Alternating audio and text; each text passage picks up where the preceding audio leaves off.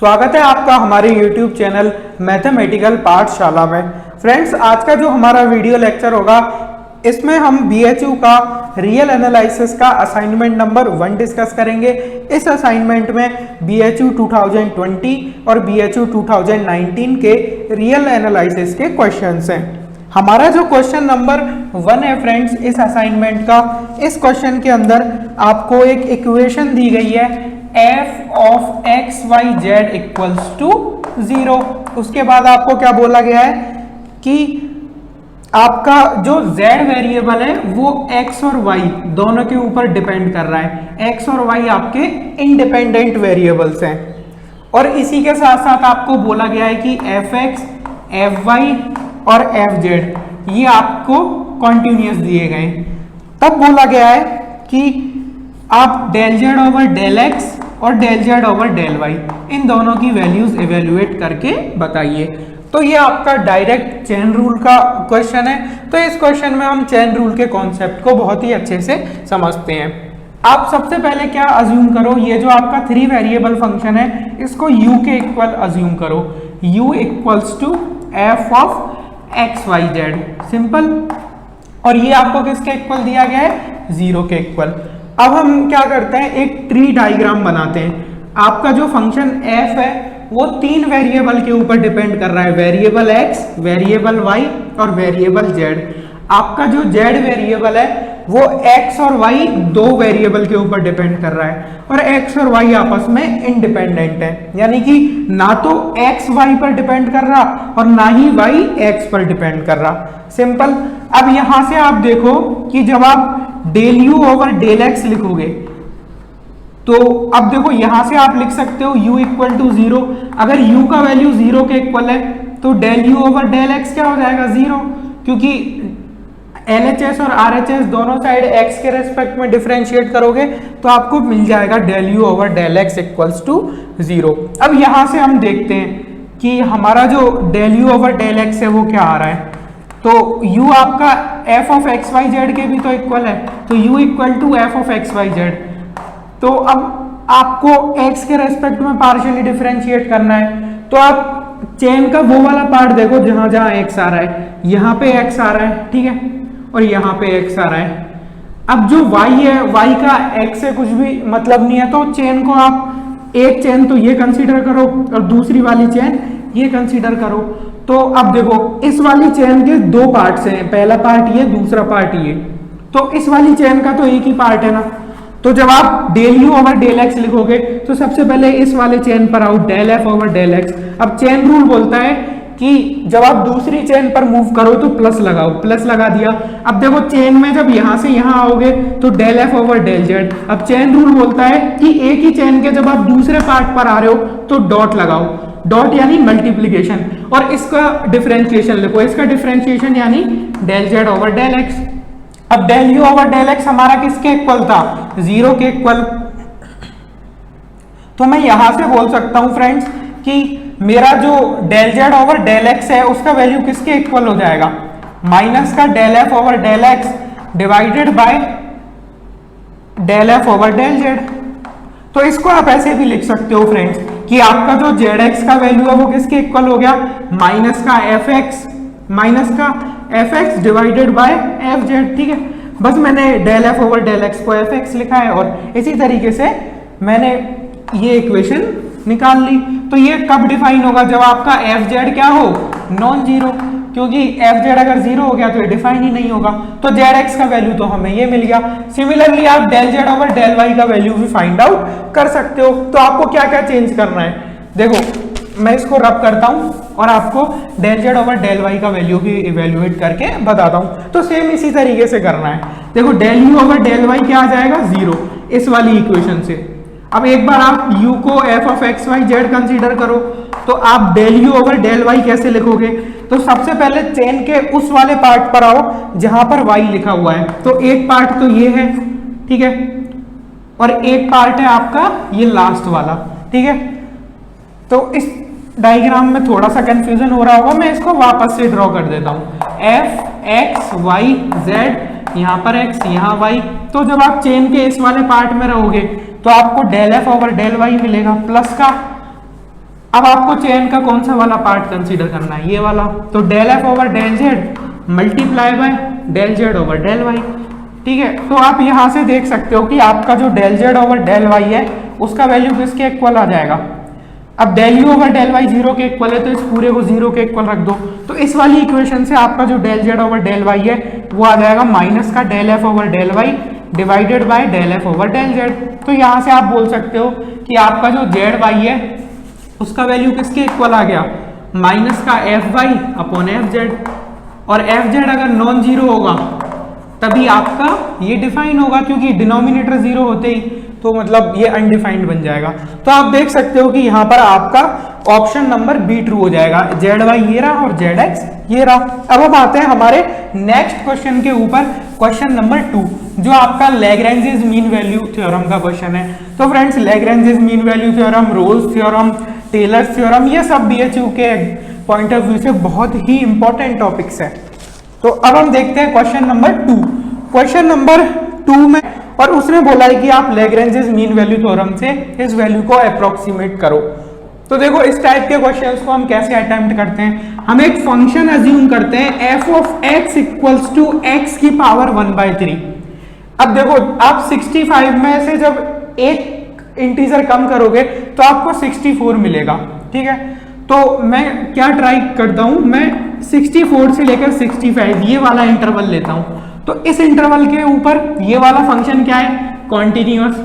और ये जो इंटरवल है इसको अगर मैं ऐसे लिखूं ओपन इंटरवल, तो आप जानते हो कि यहां से f डैश x क्या मिलेगा, f डैश x मिलेगा 1/3 x की पावर -2/3। तो ये वाला जो इंटरवल है इस इंटरवल के ऊपर fx क्या हो जाएगा, डिफरेंशिएबल।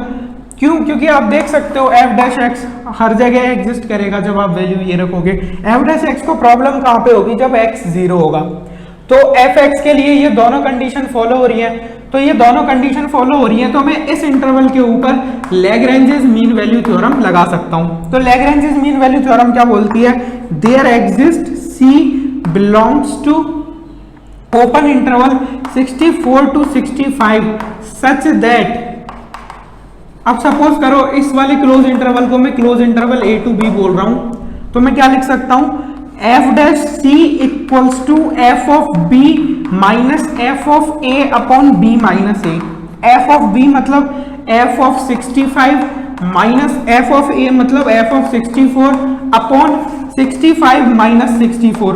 अब जो 65 माइनस 64 है उसको क्या बोल सकता हूं मैं, 1, सिंपल।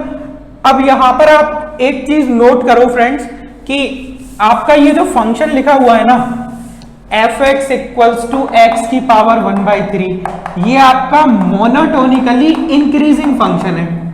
ठीक है, कैसे आप इसका ग्राफ ड्रॉ कर सकते हो इजीली, कोई मुश्किल टास्क नहीं है। तो मैंने x ग्रेटर देन 0 के लिए x की पावर 1/3 का ग्राफ ड्रॉ किया। तो यहां से मैं बोल सकता हूं कि मेरा जो f ऑफ 64 है वो लेस होगा और f ऑफ 65 बड़ा होगा। तो यहां से मैं बोल सकता हूं, अब देखो f ऑफ 64 मतलब 64 की पावर 1/3 किससे लेस होगा, 65 की पावर 1/3 से। 64 की पावर 1/3 का मतलब होता है 4, तो 4 इज लेस देन 65 की पावर 1/3। तो एक अप्रोक्सीमेशन तो हमने ये निकाल लिया, ये वाला कि 65 की पावर 1/3 जो है 4 से ज्यादा होगा। अब हम दूसरा अप्रोक्सीमेशन निकालेंगे, तो यहां से आप देखो क्या इंप्लाई करेगा, f65 माइनस f64 मतलब 4 और f ऑफ 65 मतलब 65 की power 1/3 equals to f dash c। तो यहां से मैं क्या बोल सकता हूं कि 65 की power 1/3 equals to 4 plus f dash c, simple. अब मैं इसको रब करता हूं, आपका जो f ऑफ 65 का वैल्यू है वो है 4 प्लस f डैश c।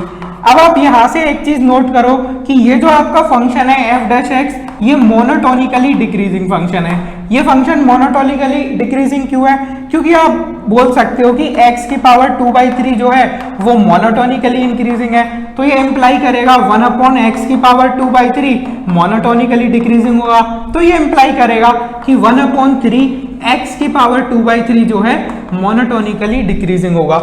तो अब मैं यहां से क्या बोल सकता हूं फ्रेंड्स, आपको एक बात पता है, अब आप जानते हो कि आपका जो C जो है वो 64 से 65 के बीच में लाई कर रहा है। अगर आपका C 64 से 65 के बीच में लाई कर रहा है तो आप एक बात तो कंफर्म बोल सकते हो कि आपका जो C का वैल्यू है वो 64 से बड़ा होगा। अगर C का वैल्यू 64 से बड़ा होगा तो मैं बोल सकता हूं कि f' जो है वो किससे लेस होगा, f' 64 से, क्योंकि f' हमारा क्या है, मोनोटोनिकली डिक्रीजिंग फंक्शन। तो यहां से f' किससे कम हो गया। अब f' 64 अगर आपको इवेल्युएट करना है तो आपका जो f' 64 है उसका वैल्यू होगा 1/3 64 की पावर 2/3, यानी कि 1/3। अब 64 की पावर 2/3 कैसे निकालोगे, 64 की पावर 1/3 और इसका क्या कर दो, होल स्क्वायर। 64 की पावर 1/3 मतलब 4 का होल स्क्वायर यानी 16, तो 1/3 इंटू 16 यानी कि 1/48, यानी कि आपका जो f' है वो 1/48 से क्या हो जाएगा, कम। तो यहां से मैं बोल सकता हूं कि मेरा जो 4 प्लस f' है वो किससे कम हो जाएगा, 4 प्लस 1/48 से। और कुछ लोग 4 प्लस 1/48 को कैसे लिखते हैं, 4 1/48 ऐसे भी लिख देते हैं। तो 4 प्लस f' तो हमारा f of 65 था, तो f of 65 4 1/48 से क्या हो जाएगा, कम। तो ये जो f of 65 है, 65 की पावर 1/3 था, तो 65 की पावर 1/3 किससे कम हो गया, 4 1/48। तो हमने 65 की पावर 1/3 को लैग्रेंजेस मीन वैल्यू थ्योरम से क्या कर लिया, अप्रोक्सीमेट। तो यहां से मैं बोल सकता हूं फ्रेंड्स कि जो मेरा 65 की पावर 1/3 है वो किसके अंदर लाई कर रहा है, 4 से लेकर 4 की पावर मैं यहां से बोल सकता हूं कि मेरा जो 65 की पावर 1/3 है वो किसके अंदर लाई कर रहा है, 4 से लेकर 4 1/48 इस वाले ओपन इंटरवल में लाई कर रहा है। तो यहां से आपका जो ऑप्शन नंबर सी है वो करेक्ट हो जाएगा। अब हम आते हैं हमारे नेक्स्ट क्वेश्चन के ऊपर, क्वेश्चन नंबर 3। क्वेश्चन नंबर 3 में आपको बोला गया है find the value of theta in the mean value theorem, और आपको एक्सप्रेशन दिया गया है f of x plus h equals to f of x plus h times f' x plus theta h. Simple, आपका जो f of x है वो किस तरीके से लिखा हुआ है, twice x square minus 3x plus 5। अब आपको थीटा की वैल्यू इवेल्युएट करनी है, तो ये तो आपका सिंपल सा क्वेश्चन है, और थीटा आपको दिया गया है कि थीटा आपका ओपन इंटरवल 0 to 1 में लाई करता है। तो f of x plus h क्या हो जाएगा, f of x plus h का वैल्यू रखो, तो f of x plus h का वैल्यू क्या हो जाएगा, ट्वाइस x प्लस एच का होल स्क्वायर माइनस का 3 into x plus h plus का 5 equals to f of x क्या होगा, 2x स्क्वायर माइनस का 3x प्लस का 5 प्लस का h टाइम्स। अब आप यहां से देख सकते हो कि आपका f' का वैल्यू किसके इक्वल होगा, 4x माइनस का 3। अब f' प्लस थीटा एच क्या हो जाएगा, यहां से 4 टाइम्स, अब x की जगह x प्लस थीटा एच रख दो, सिंपल। तो अब आप इस एक्सप्रेशन को ओपन कर दो, यहां से क्या लिख सकते हो, twice x square plus H square plus का 2xh माइनस का 3x माइनस का 3h प्लस का 5 equals to 2x square minus का 3x प्लस का 5 प्लस का 4xh प्लस का 4 थीटा एच स्क्वायर माइनस का 3h। सिंपल, अब आप 2 से मल्टीप्लाई करोगे तो 2x square plus 2h square plus का 4xh। सिंपल, अब यहां से 2x स्क्वायर से 2x स्क्वायर कैंसिल कर दो, और यहां से आप देख सकते हो माइनस 3x से माइनस 3x कैंसिल, प्लस का 5 से प्लस का 5 कैंसिल, और इसी तरीके से आप देख सकते हो यहां पर माइनस का 3h से माइनस का 3h कैंसिल, 4xh से 4xh कैंसिल। तो यहां से आप देख सकते हो 2h स्क्वायर बराबर 4 थीटा h स्क्वायर आ जाएगा। सिंपल, तो यहां से हम क्या बोल सकते हैं, आप 2h square minus 4 theta h square equals to 0, आप 2h स्क्वायर को कॉमन ले लो, तो 1 माइनस 2 थीटा इक्वल्स टू 0। तो या तो h का वैल्यू 0 होगा या फिर 1 माइनस 2 थीटा 0 होगा। तो 1 माइनस 2 थीटा 0 होगा तो 2 थीटा 1 होगा और थीटा का वैल्यू हाफ होगा। तो हमें जो ऑप्शन है वहां पर थीटा इक्वल टू हाफ दिया हुआ है ऑप्शन नंबर बी में। तो ये वाला जो क्वेश्चन है इसका ऑप्शन नंबर बी ट्रू हो जाएगा। अब हम आते हैं हमारे नेक्स्ट क्वेश्चन पर, क्वेश्चन नंबर 4। हमारा जो क्वेश्चन नंबर 4 है फ्रेंड्स, इस क्वेश्चन के अंदर आपको u दिया गया है। u आपको लिखा गया है logarithm of x cube plus y cube plus z cube minus का 3xyz। तब आपको बोला गया है कि आप वैल्यू इवेल्युएट करके बताओ किसकी, del you over del x plus del you over del y plus del you over del z की। तो यहां से आप देखो कि सबसे पहले आप del you over del x निकालो। तो जब आप del you over del x निकालोगे तो लॉगरिथम ऑफ समथिंग का डिफरेंशिएशन क्या होगा, 1 अपॉन समथिंग। अब चेन रूल से हम समथिंग को डिफरेंशिएट करके मल्टीप्लाई में लिखते हैं। तो इसका जो डिफरेंशिएशन है वो आप मल्टीप्लाई में लिखो। तो एक्स क्यूब का डिफरेंशिएशन 3x स्क्वायर, और इन दोनों का तो जीरो हो जाएगा, x के रेस्पेक्ट में पार्शियल डिफरेंशिएशन, इसका डिफरेंशिएशन हो जाएगा माइनस का 3yz। इसी तरीके से आप del you over del y लिख सकते हो। लॉगरिथम ऑफ समथिंग का डिफरेंशिएशन 1 अपॉन समथिंग। अब जो समथिंग है उसको y के रेस्पेक्ट में पार्शियली डिफरेंशिएट करो और मल्टीप्लाई में लिखो। तो इसका डिफरेंशिएशन y के रेस्पेक्ट में हो जाएगा 3y स्क्वायर माइनस का 3xz। इसी तरीके से आप del you over del z लिख सकते हो। Del you over del z क्या होगा, 1 upon x cube plus y cube plus z cube minus का 3xyz। और ये जो क्वांटिटी है इसका z के रेस्पेक्ट में पार्शियल डिफरेंशिएशन, तो 3z स्क्वायर माइनस का 3xy सिंपल। अब हमें क्या करना है, del you over del x, del you over del y और del you over del z, इन तीनों क्वांटिटीज को ऐड करना है। तो जब आप इन्हें ऐड करोगे तो ये तो एज इट इज कॉमन आ गया ना, 1 upon x cube plus y cube plus z cube minus का 3xyz, ये कॉमन आ गया।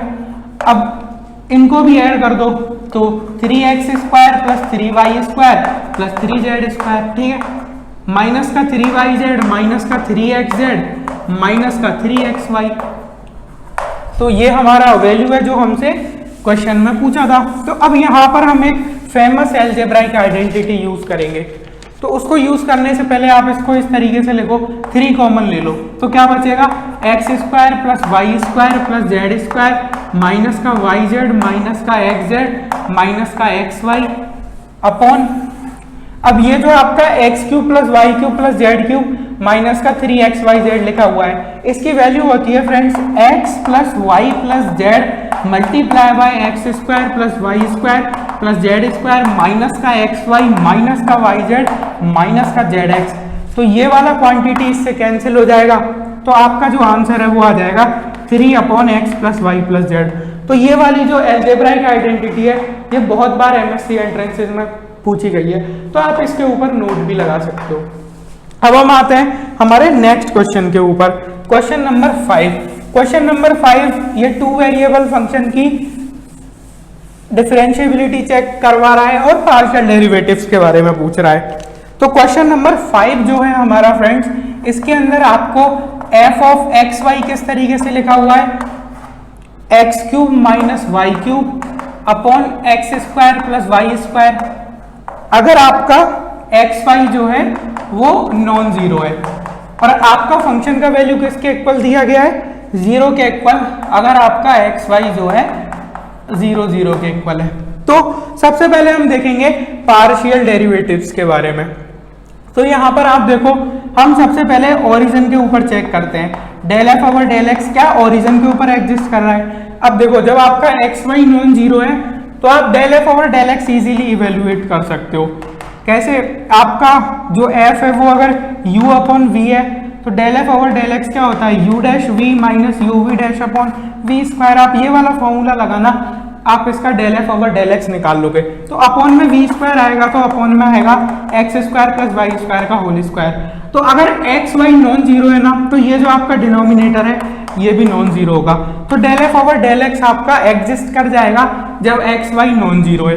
इसी तरीके से आप देख सकते हो कि आपका जो del F over del Y है वो भी एग्जिस्ट कर जाएगा अगर आपका एक्स वाई नॉन जीरो है। सिमिलरली आप इसी तरीके से निकालना, ठीक है। अगर मैं del F over del x के लिए एक बार आपको इवेल्युएट करके बता दूं, u डैश वी, इसको x के रेस्पेक्ट में पार्शियल डिफरेंशिएट करो 3x square multiply by x square plus y square, ठीक है, माइनस का यू क्या है, x cube minus y cube, और इसका x के रेस्पेक्ट में पार्शियल डिफरेंशिएशन 2x। तो ये मैंने del f over del x निकाला, और इसमें कहीं भी प्रॉब्लम नहीं है अगर x y नॉन जीरो है तो हमें नॉन जीरो पॉइंट्स पर तो कोई प्रॉब्लम नहीं है, ना तो del f over del x के लिए प्रॉब्लम है, ना ही del f over del y के लिए प्रॉब्लम है। अब हम देखते हैं ओरिजिन। तो ओरिजिन के ऊपर आप कैसे देखोगे, तो यहां पर हम जानते हैं कि अगर आपको del f over del x किसी पॉइंट ए बी के ऊपर लिखना है तो आप कैसे लिखते हो, limit h is tending to zero f of a plus H b minus का f of A b upon h। तो अब a और b की जगह 0 0 आ गए, तो limit h is tending to zero f of h 0 minus का f of 0 0 upon h, simple.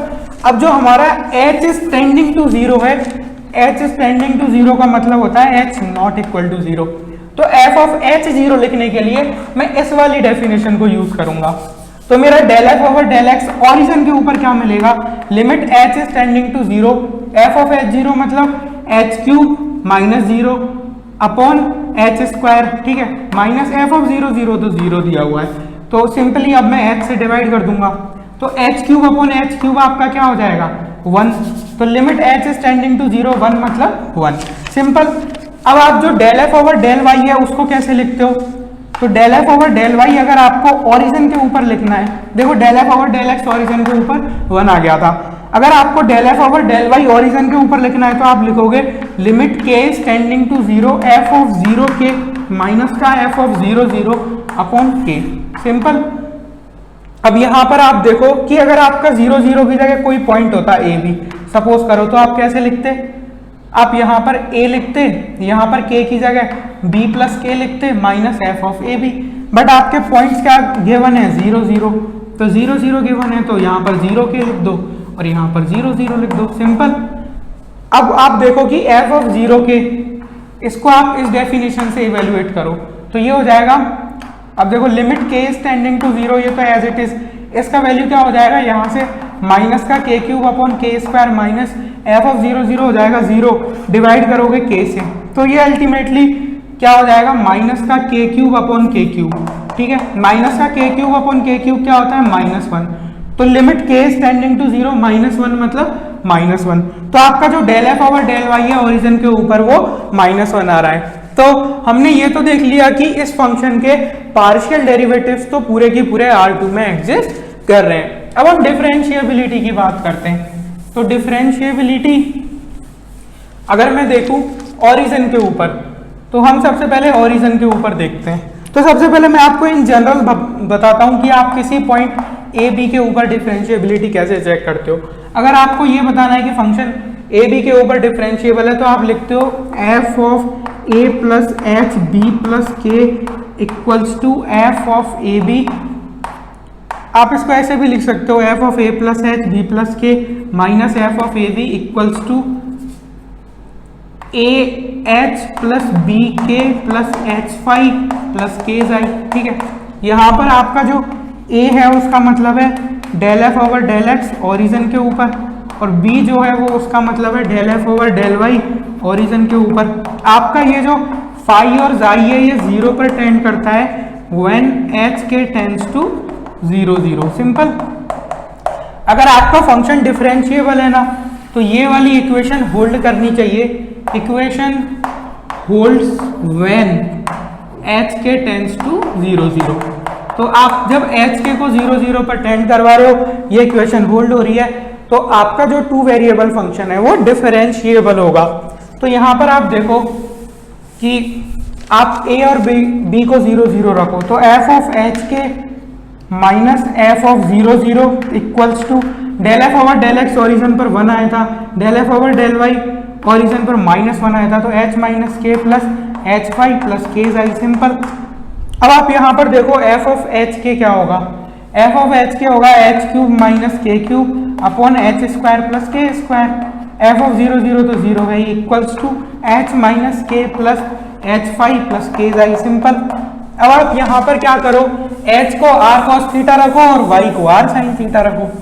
तो जब आप h को r cos थीटा रखोगे और y को r साइन थीटा रखोगे तो आपको क्या मिलेगा, r क्यूब कॉमन ले लो आप, कॉस क्यूब थीटा माइनस का sine cube theta upon h square plus k square मतलब r स्क्वायर, तो ये कैंसिल हो जाएगा तो केवल r बच जाएगा। इसी तरीके से यहाँ पर क्या बच जाएगा, r cos थीटा माइनस का r साइन थीटा प्लस का r cos theta phi plus का यहाँ पर आप देख सकते हो h फाई है तो r cos theta phi plus का r sine theta xi, simple. अब यहाँ पर आप क्या करो, इस पूरे एक्सप्रेशन में से r को कैंसिल कर दो, तो आप r को हटा सकते हो, ठीक है, r से r कैंसिल कर दो। तो मैंने बोला था जब h के 0 0 पर टेंड करे तब ये आपका इक्वेशन होल्ड होना चाहिए, और ये इक्वेशन ये वाला इक्वेशन है।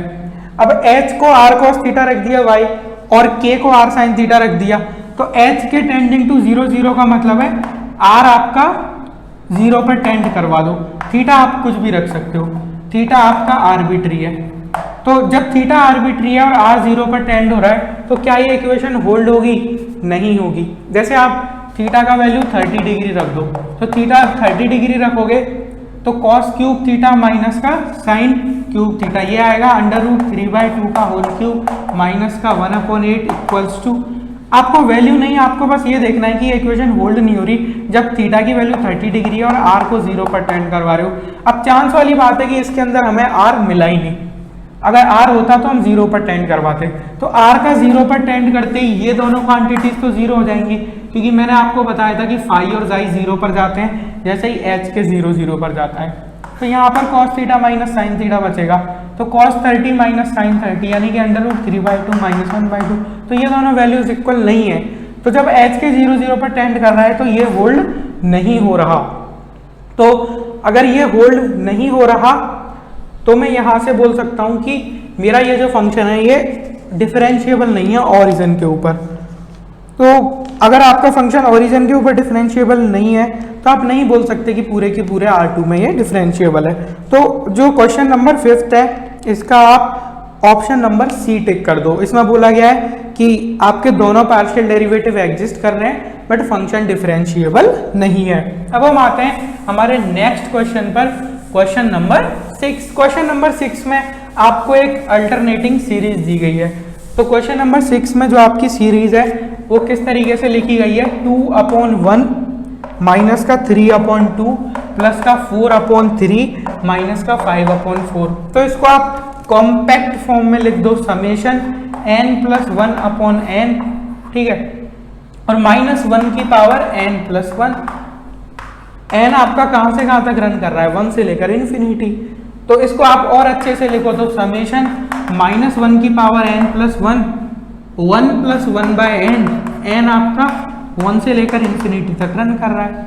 तो यहां पर अगर आप un को मानो ये वाली सीक्वेंस, ठीक है, ये इसको मैं un मान रहा हूं, तो आप देख सकते हो un के दो पार्ट्स बन जाएंगे, 1+1/n और माइनस का 1+1/n। ये आपका कब बनेगा, जब आपका n क्या हो, ऑड हो, और ये आपका बनेगा जब आपका n क्या हो, इवन। तो आप देख सकते हो कि आपकी ये वाली जो सब सीक्वेंस है ये 1 के ऊपर जा रही है और ये वाली सब सीक्वेंस -1 के ऊपर जा रही है अगर आप n को इन्फिनिटी पर भेज रहे हो। तो अगर आपकी सीक्वेंस कॉन्वर्जेंट है तो सारी की सारी सब कॉन्वर्जेंट सब सीक्वेंस जो हैं वो सेम लिमिट के ऊपर जाती हैं। तो यानी कि आप देख सकते हो कि ये वाली सीक्वेंस un जो है वो कॉन्वर्जेंट ही नहीं है। तो ये वाली जो सीरीज है ये वाली सीरीज कभी कॉन्वर्जेंट नहीं हो सकती, क्योंकि सीरीज के कॉन्वर्ज होने के लिए हमें जरूरी कंडीशन है कि un आपका 0 पर टेंड करना चाहिए। तो यहाँ पर un तो कन्वर्ज ही नहीं कर रहा, आपको un के दो लिमिट पॉइंट्स मिल गए, एक तो +1 मिल गया, एक -1 मिल गया। अगर सीक्वेंस कॉन्वर्जेंट होती है तो ऐसा कभी नहीं हो सकता कि आपको किसी सीक्वेंस के दो डिस्टिंक्ट लिमिट पॉइंट्स मिल जाएं। तो यहाँ पर जो क्वेश्चन नंबर 6 है आप इसका ऑप्शन नंबर जो है आप यहाँ पर टिक कर सकते हो, ऑप्शन नंबर जिसके अंदर आपको डाइवर्जेंस दे रखा है, ऑप्शन नंबर सी। अब हम आते हैं हमारे नेक्स्ट क्वेश्चन के ऊपर, क्वेश्चन नंबर 7। क्वेश्चन नंबर 7 में कॉची मीन वैल्यू थ्योरम का कॉन्सेप्ट यूज हुआ है। तो आपका जो क्वेश्चन नंबर 7 है उसके अंदर आपको f(x) एक फंक्शन है जो गिवन है e की पावर x और g(x) एक फंक्शन है जो गिवन है e की पावर -x। तब इसने बोला है कि जो आपका कॉशी मीन वैल्यू थ्योरम है, कॉशी मीन वैल्यू थ्योरम, उसमें आप थीटा का वैल्यू इवेल्युएट करके बताओ। तो यहाँ पर आप कोई भी इंटरवल ले सकते हो। थीटा का वैल्यू उसने बोला है कि क्या ये x पर डिपेंड करेगा या फिर y पर डिपेंड करेगा। तो यहाँ पर इसने x और y क्लियरली नहीं दिए, बट मैं आपको थीटा का वैल्यू किसी इंटरवल के लिए इवेल्युएट करके बताता हूँ। x तो ये रहा, इसने y के बारे में कोई इंफॉर्मेशन नहीं दी। तो आप यहाँ पर देखो close interval a to b लो। इस इंटरवल के ऊपर दोनों के दोनों फंक्शन क्या है, कॉन्टिन्यूअस, क्योंकि एक्सपोनेंशियल फंक्शन है। ये open interval a to b, इसके ऊपर दोनों की दोनों फंक्शन क्या है, डिफरेंशिएबल, क्योंकि एक्सपोनेंशियल फंक्शंस हैं। तो अब कॉशी मीन वैल्यू थ्योरम मैं लगा सकता हूँ इस इंटरवल के ऊपर। तो कॉशी मीन वैल्यू थ्योरम क्या बोलता है, there exist c belongs to open interval a to b such that आपका जो f dash c upon g dash c है, इसका वैल्यू किसके इक्वल हो जाएगा, f of b minus f of a upon g of b minus g of a। अब आप देख सकते हो कि g ऑफ b और g ऑफ a कभी भी इक्वल नहीं हो सकते। g ऑफ b और g ऑफ a इक्वल हो गए तो ये डिनोमिनेटर डिफाइन नहीं होगा। हम जानते हैं कि ये हमारा जो एक्सपोनेंशियल फंक्शन है e की पावर -x, ये मोनोटोनिकली डिक्रीज करेगा, तो g of b g of a कभी इक्वल नहीं हो सकते, क्योंकि a और b हम दो डिस्टिंक्ट पॉइंट लेके चल रहे हैं। तो यहाँ से f dash c upon g dash c क्या हो गया, f ऑफ b मतलब e की power b, f of a मतलब e की पावर a। अब इसको क्या लिख सकते हो, e की पावर -b माइनस e की पावर -a। अब f dash c upon g dash c, इसका डिफरेंशिएशन e की पावर x, तो e की पावर c अपॉन इसका डिफरेंशिएशन माइनस e की पावर -x, तो माइनस e की पावर -c लिख दो। तो यहाँ से आप देख सकते हो, अब c की वैल्यू इजीली इवेल्युएट कर सकते हो। माइनस, अब ये क्या हो जाएगा, e की पावर -c को ऊपर भेजोगे तो e की पावर c, तो ये हो जाएगा माइनस e की पावर 2c इक्वल्स टू, अब देखो इसको ऐसे लिखो 1 अपॉन e की पावर b, जो e की पावर -b था उसको ऐसे लिख दिया माइनस 1 अपॉन e की पावर a। तो अब आप क्या करो, यहाँ से e की power a multiply by e की पावर b एलसीएम लो, तो यहाँ पर बच जाएगा e की पावर a माइनस और वहाँ बचेगा e की पावर b, सिंपल। तो अब आप यहाँ से देखो कि माइनस e की पावर 2c क्या हो जाएगा, e की पावर b माइनस e की पावर a अपॉन e की पावर a माइनस e की power b multiply by e की पावर a e की पावर b। ठीक है, ये बस आपका जो डिवाइडेशन है उसको अच्छे से लिखा है। तो आप इस माइनस को यहाँ भेज दो, तो इस माइनस को यहाँ भेजोगे तो ये क्या बन जाएगा, e की पावर a माइनस e की पावर b। अब ये दोनों क्या हो जाएंगे, कैंसिल। तो आपका जो e की पावर 2c है वो क्या हो गया, e की पावर a प्लस b। ठीक है, इन दोनों का मतलब ये हो गया।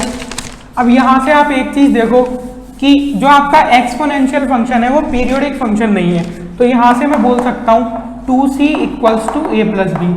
आप इसको ऐसे भी देख सकते हो, एक्सपोनेंशियल फंक्शन 1 फंक्शन है, तो ये इसको इम्प्लाई करेगा, तो मेरा c जो है वो आ जाएगा a प्लस बी बाई 2।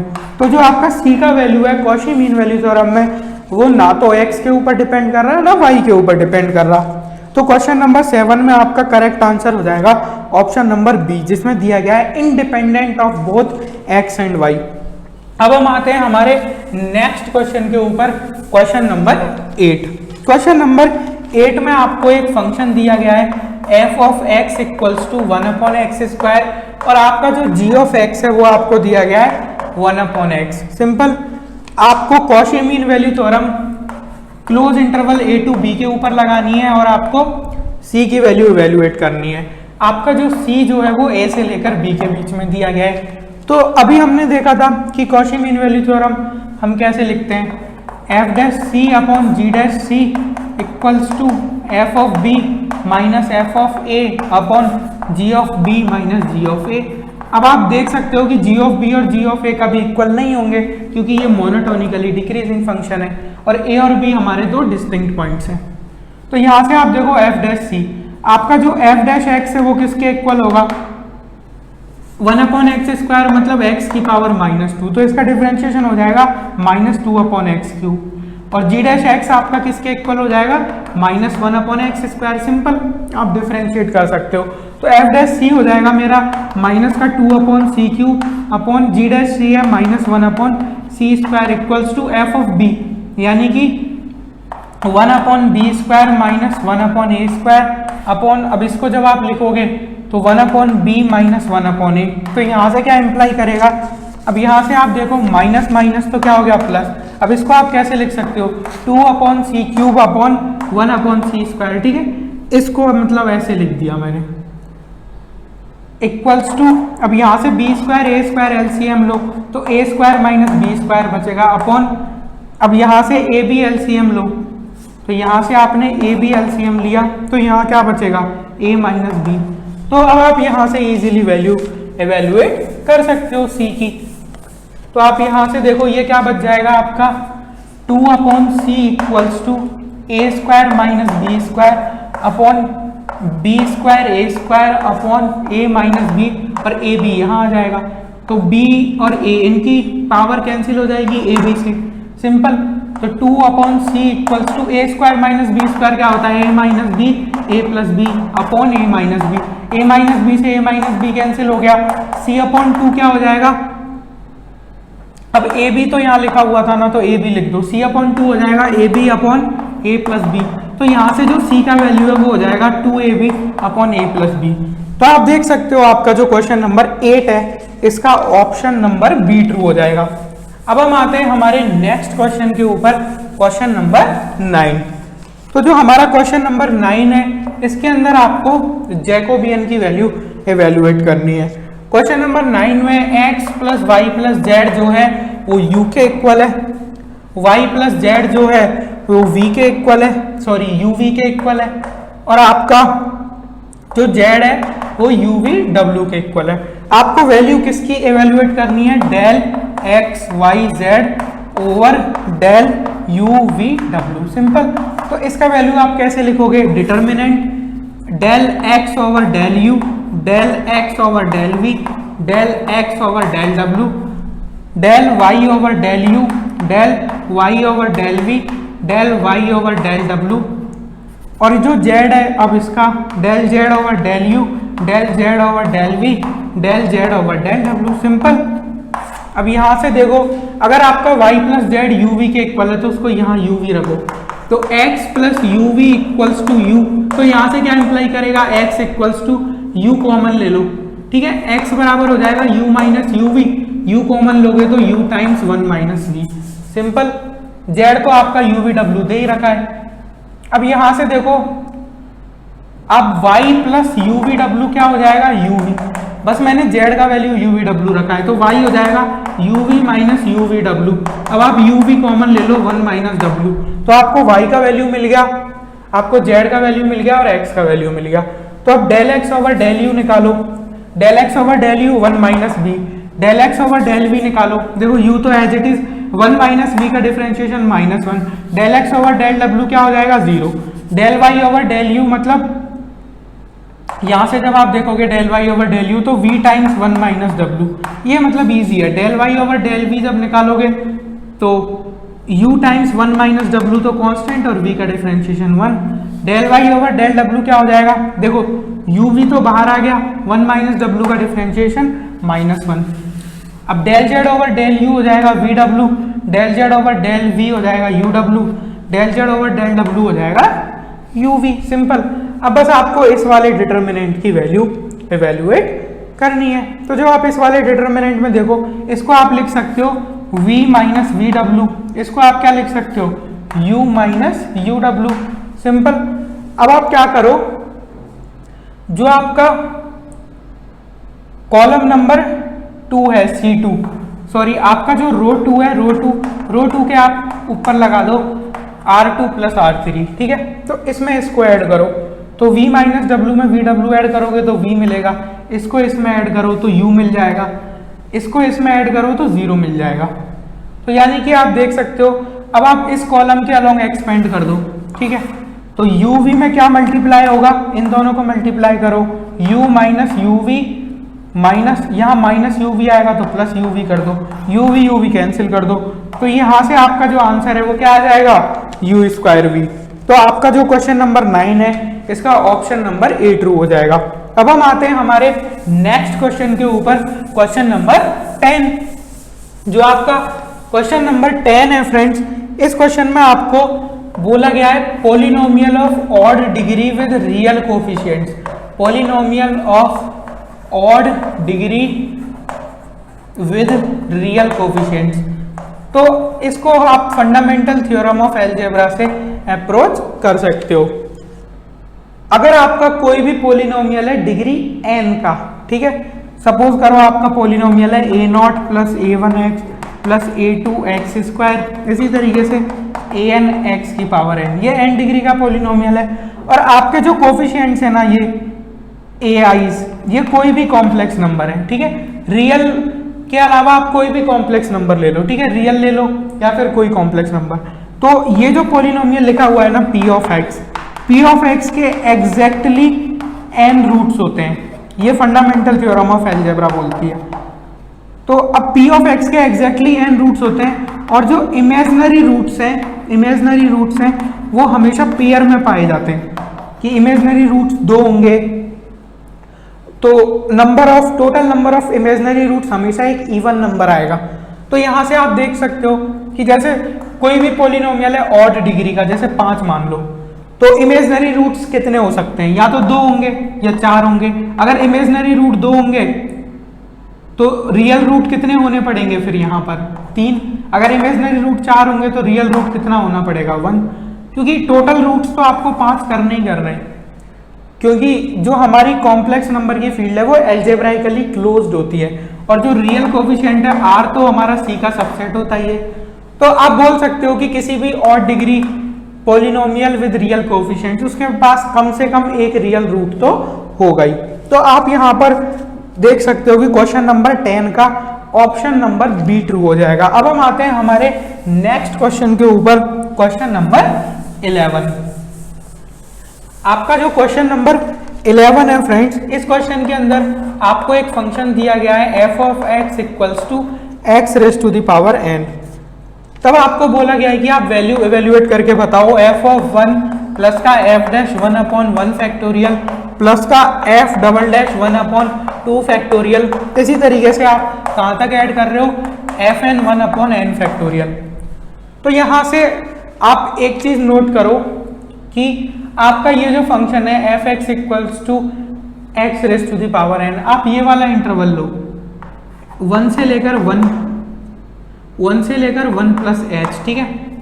आप इस इंटरवल के ऊपर टेलर्स थ्योरम से क्या लिख सकते हो, f of 1 plus h equals to f of 1 plus का f dash 1 upon 1 factorial plus का f double dash 1 upon 2 factorial, और ये एडिशन कहाँ तक जाएगा, fn 1 plus theta h upon n factorial. ये जो थीटा है ये आपका 0 से 1 के बीच में लाई करता है।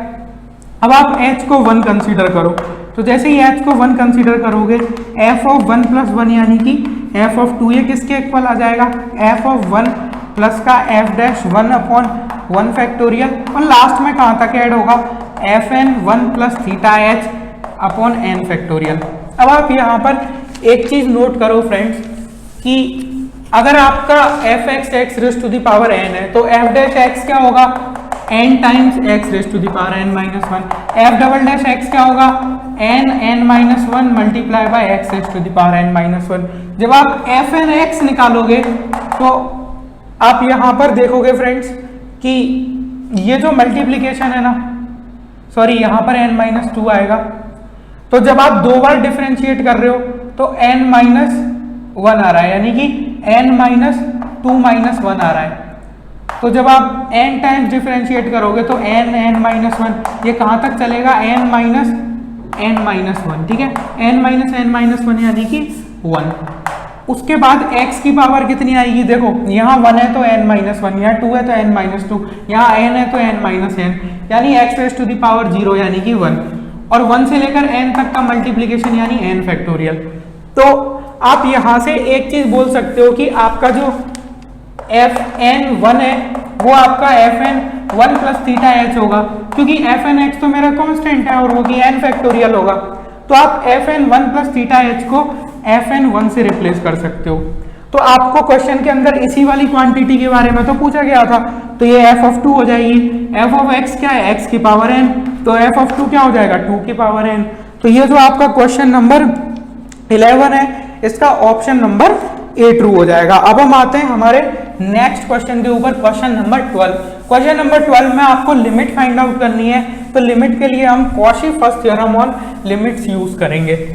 अब जो क्वेश्चन नंबर 12 है, इस क्वेश्चन के अंदर आपको किसकी वैल्यू फाइंड आउट करनी है, limit n is tending to infinity 1 upon n 1 plus 2 की पावर 1 बाय एन, और कहाँ तक ऐड करना है, एन की पावर 1 बाय एन तक। तो आपको सबसे पहले कॉची थ्योरम ऑन लिमिट्स बताता हूँ। Limit n is tending to infinity, u n अगर एल के इक्वल है तो Cauchy first theorem on limits बोलता है कि limit n is tending to infinity, u1 से लेकर अगर आप un तक ऐड करो और n से डिवाइड करो तो इसकी वैल्यू भी l के इक्वल आएगी। अब ये वाला जो पूरा क्वांटिटी है, आप इसको किस तरीके से सेट करोगे, आप देखो un को n की पावर 1 बाय n लो, तो अगर इस पूरी क्वांटिटी को मैं देखूं तो ये क्या हो जाएगा आपका, limit n is tending to infinity u1 plus u2 plus का un अपॉन n, ठीक है। अब मैं जानता हूं कि जो limit n is tending to infinity un जो है वो 1 के इक्वल है। आप देखो limit n is tending to infinity n की पावर 1 अपॉन n, आप इसको कैसे एवेल्युएट करते हो, इसको y के इक्वल मानो, दोनों तरफ log ले लो, logarithm of limit n is tending to infinity n की पावर 1 अपॉन n, ये क्या हो जाएगा, ln y, सिंपल।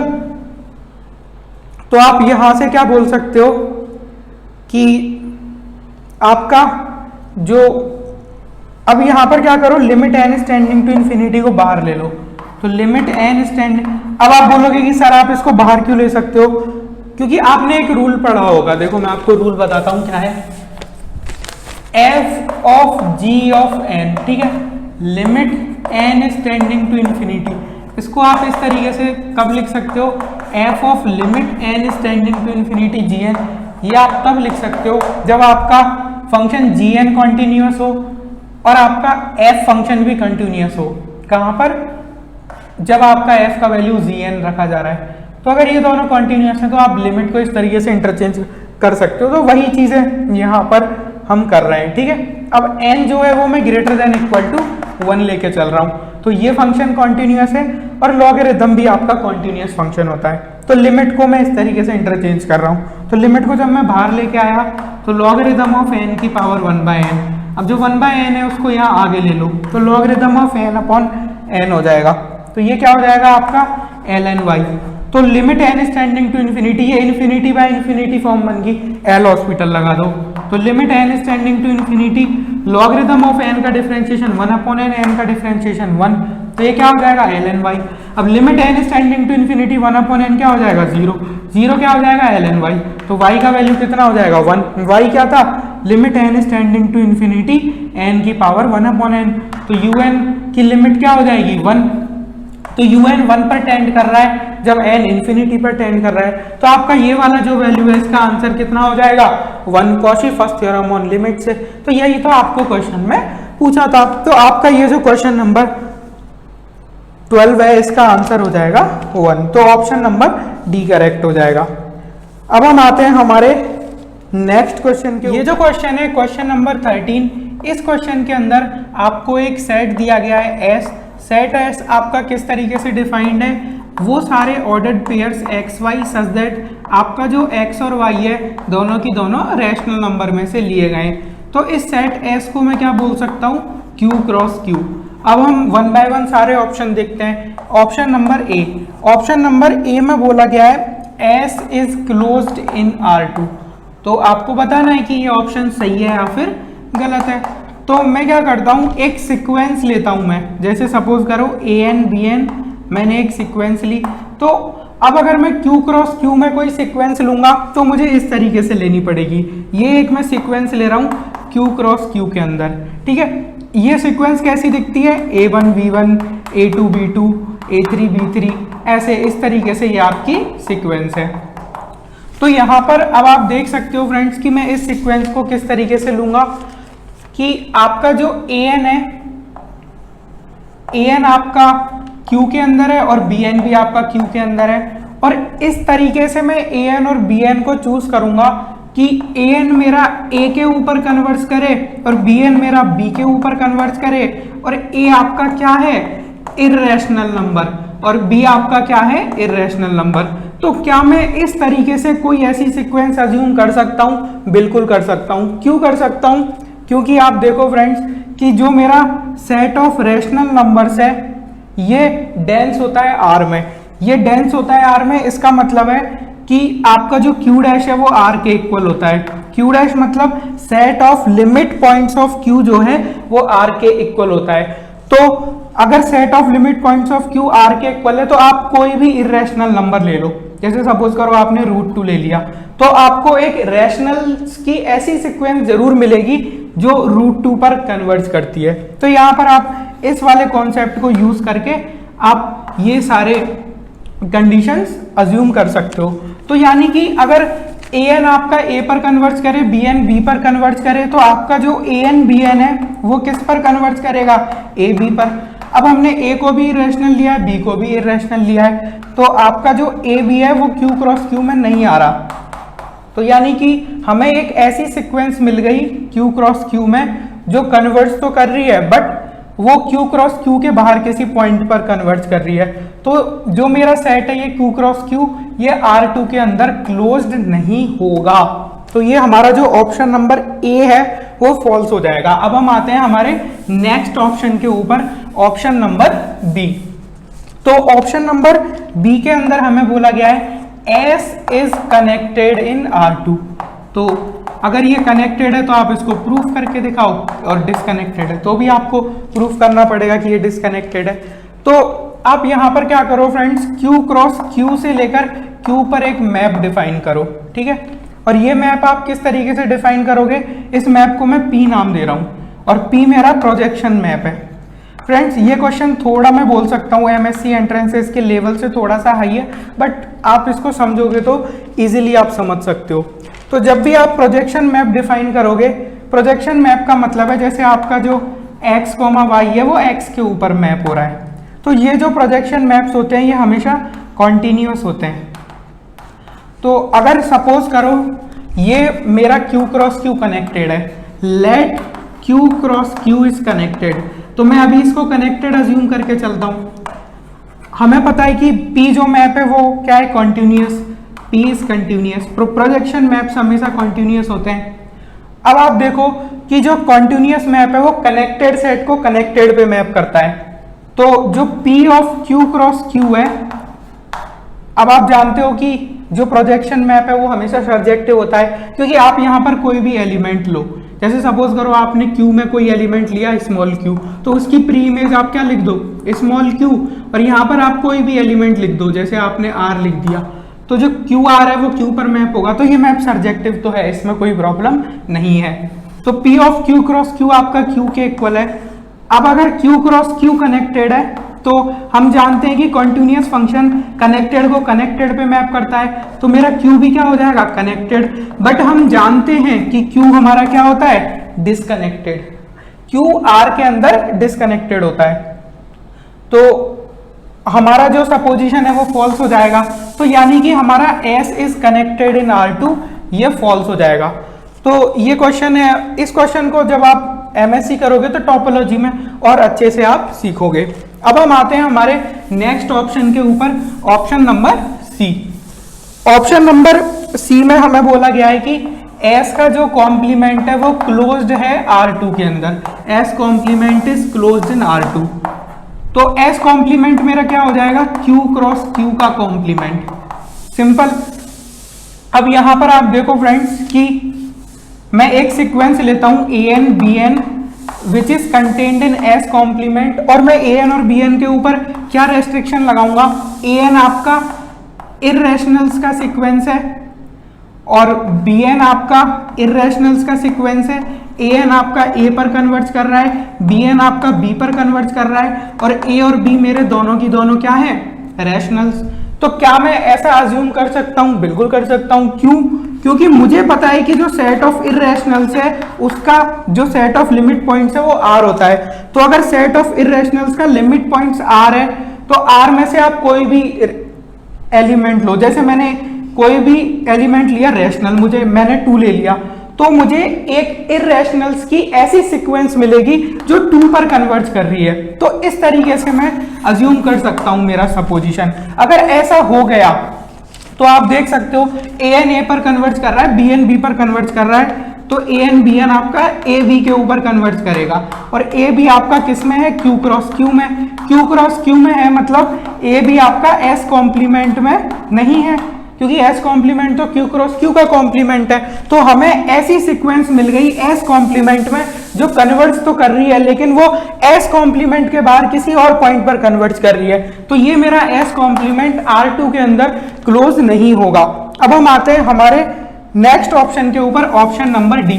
अब देखो अगर 3 ऑप्शन गलत हो गए तो चौथा ऑप्शन सही ही होगा, बट इस ऑप्शन को मैं आपको वेरीफाई करके बताऊंगा कि s complement is connected in R2।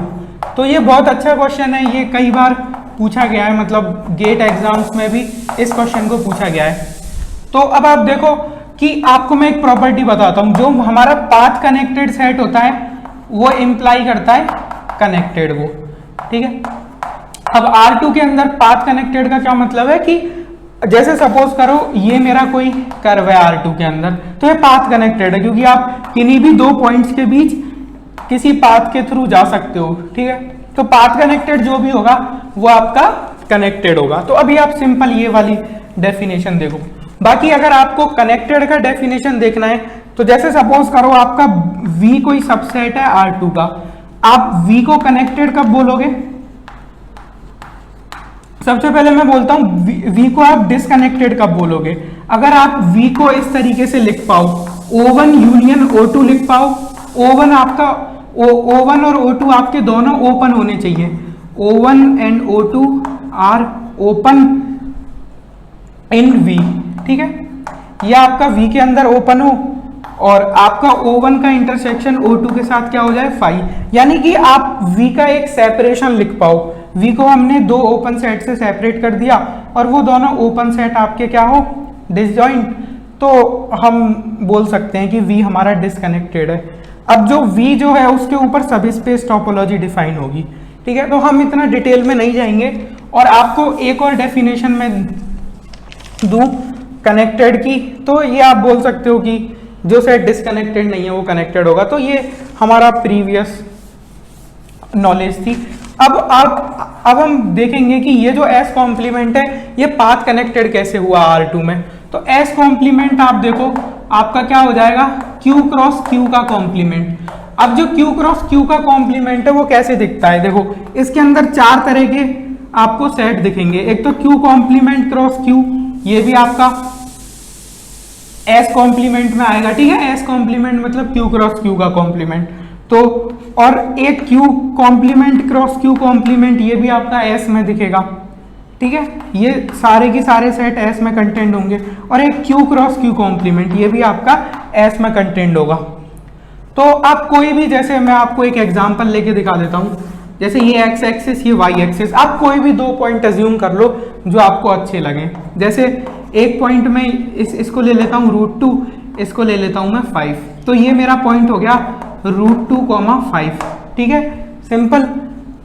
और एक पॉइंट यहाँ पर ले लो, जैसे मैंने ये 10 ले लिया और मैंने यहाँ पर ले लिया 5 से बड़ा, जैसे 5 प्लस रूट 8 ले लिया, ठीक है। 5 प्लस √8 मेरा इरेशनल होगा, तो जैसे मैंने यहाँ पर ले लिया 5 प्लस √8। अब 5 प्लस √8 दिखने में थोड़ा सा कॉम्प्लिकेटेड लग रहा है, तो मैं इसको √101 ले लेता हूँ, ठीक है। ये मेरा इरेशनल नंबर यहाँ से बन जाएगा। तो आप देख सकते हो कि इसको √102 ले लो, सिंपल। और ये आप देख सकते हो ये पॉइंट है आपका 10, √102।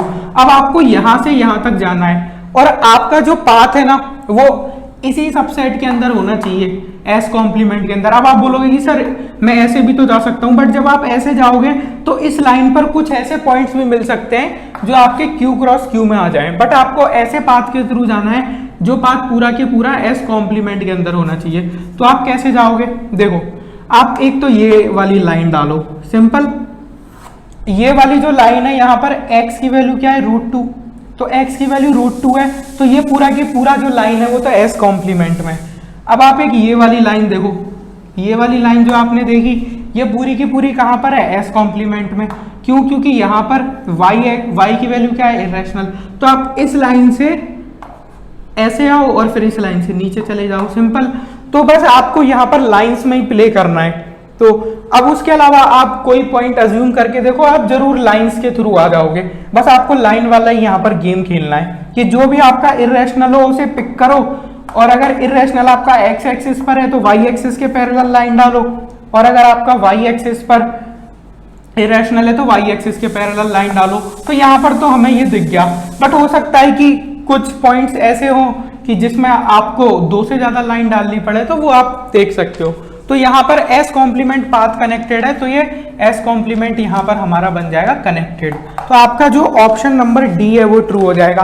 अब हम आते हैं हमारे नेक्स्ट क्वेश्चन पर, क्वेश्चन नंबर 14।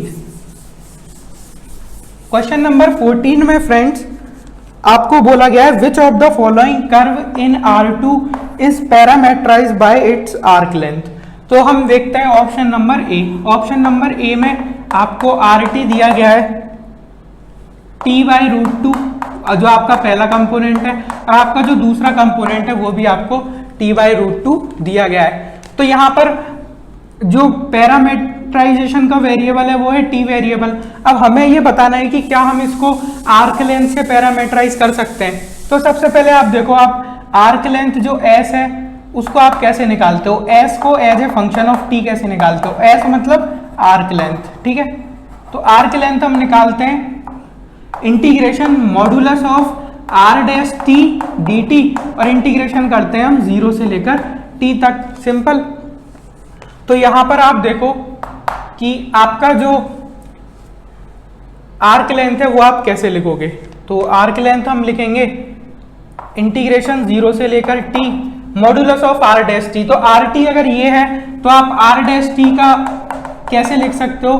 1/√2 सिंपल। अब जो मॉडुलस ऑफ r' है वो क्या होगा? अंडर रूट ऑफ इसका होल स्क्वायर हाफ इसका होल स्क्वायर हाफ, दोनों को जोड़ोगे 1 dt। तो यानी कि आपका जो s जो है वो किसके इक्वल आ गया? इंटीग्रेशन 0 से t dt। तो इसका वैल्यू क्या है? t। तो आपका s और t दोनों इक्वल आ गए। तो s और t दोनों इक्वल आ गए तो आप t को किससे रिप्लेस कर सकते हो? s से। तो हमारा जो कर्व है वो क्या हो जाएगा? r of s equals to s/√2। तो यानी कि हमने इस कर्व को किससे पैरामीटराइज कर दिया? आर्क लेंथ वाले वेरिएबल से। तो जैसे आपने s की वैल्यू 50 रख दी, तो s की वैल्यू 50 रख दी, तो 0 से लेकर 50 तक जो आर्क लेंथ होगा वो हम डायरेक्ट इसी पैरामीटराइजेशन से कैलकुलेट कर देंगे। वो क्या हो जाएगा? Modulus of r। Modulus of rs क्या बताएगा? इस कर्व की लेंथ 0 से लेकर s तक। तो आपका ऑप्शन नंबर ए क्या हो गया? ट्रू।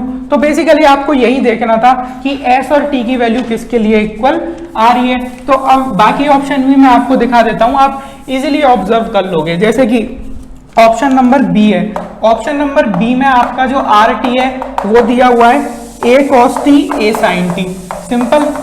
अब आप यहां पर देखो कि आपका जो r' है वो क्या हो जाएगा? माइनस का a sin t और a cos t, सिंपल।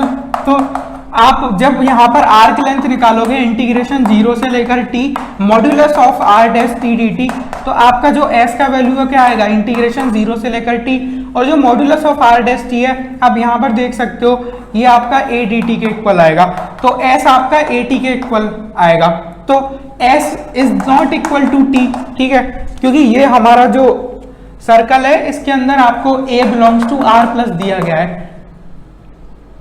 तो यहां पर आप देख सकते हो कि s is not equal to t, क्योंकि a का वैल्यू अगर 1 होगा ना तभी आप बोल सकते हो s equal to t, but 1 नहीं है तो मतलब हम नहीं बोल सकते।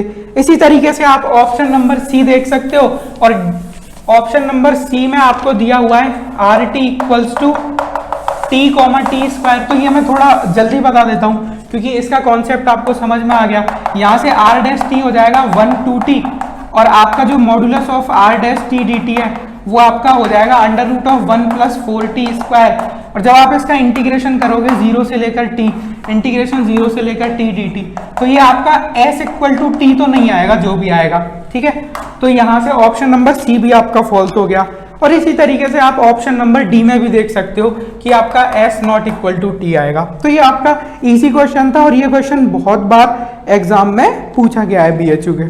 अब हम आते हैं हमारे नेक्स्ट क्वेश्चन के ऊपर, क्वेश्चन नंबर 15। अब ये जो क्वेश्चन नंबर 15 है ये भी आपका काफी कैलकुलेशन वाला क्वेश्चन है। तो क्वेश्चन नंबर 15 में आप देख सकते हो आपका जो f ऑफ x है वो sin x के इक्वल है, आपका जो g ऑफ x है वो कोसाइन x के इक्वल है, आपका जो h ऑफ x है वो आपका tan x के इक्वल है। तो यहां से ये आपको जो c का वैल्यू है वो दिया गया है π/6 से लेकर π/4 के बीच में। अब हमसे बोला गया है कि ये 4 डिटर्मिनेंट आपको दिए गए ऑप्शंस के अंदर कि इनमें से कौन सा ट्रू है। तो यहां पर आप एक चीज देखो कि आप LMVT यूज करो, LMVT यूज करोगे, LMVT आप इस इंटरवल के ऊपर यूज करो π/6 से लेकर π/4। ये जो इंटरवल है इसके ऊपर आपके तीनों के तीनों फंक्शन कंटिन्यूअस है, कोई प्रॉब्लम नहीं है। ये जो इंटरवल है ओपन वाला इसके ऊपर तीनों के तीनों फंक्शन आपके डिफरेंशिएबल है, कोई प्रॉब्लम नहीं है, ठीक है। ये आप इजीली चेक कर सकते हो।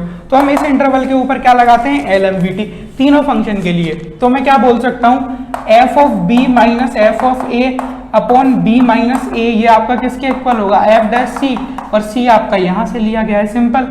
तो आप यहाँ से देखो आप f डैश c को क्या लिख सकते हो, f डैश c को आप लिख सकते हो f of b minus f of a, यानी कि f of π/4 minus f of π/6 upon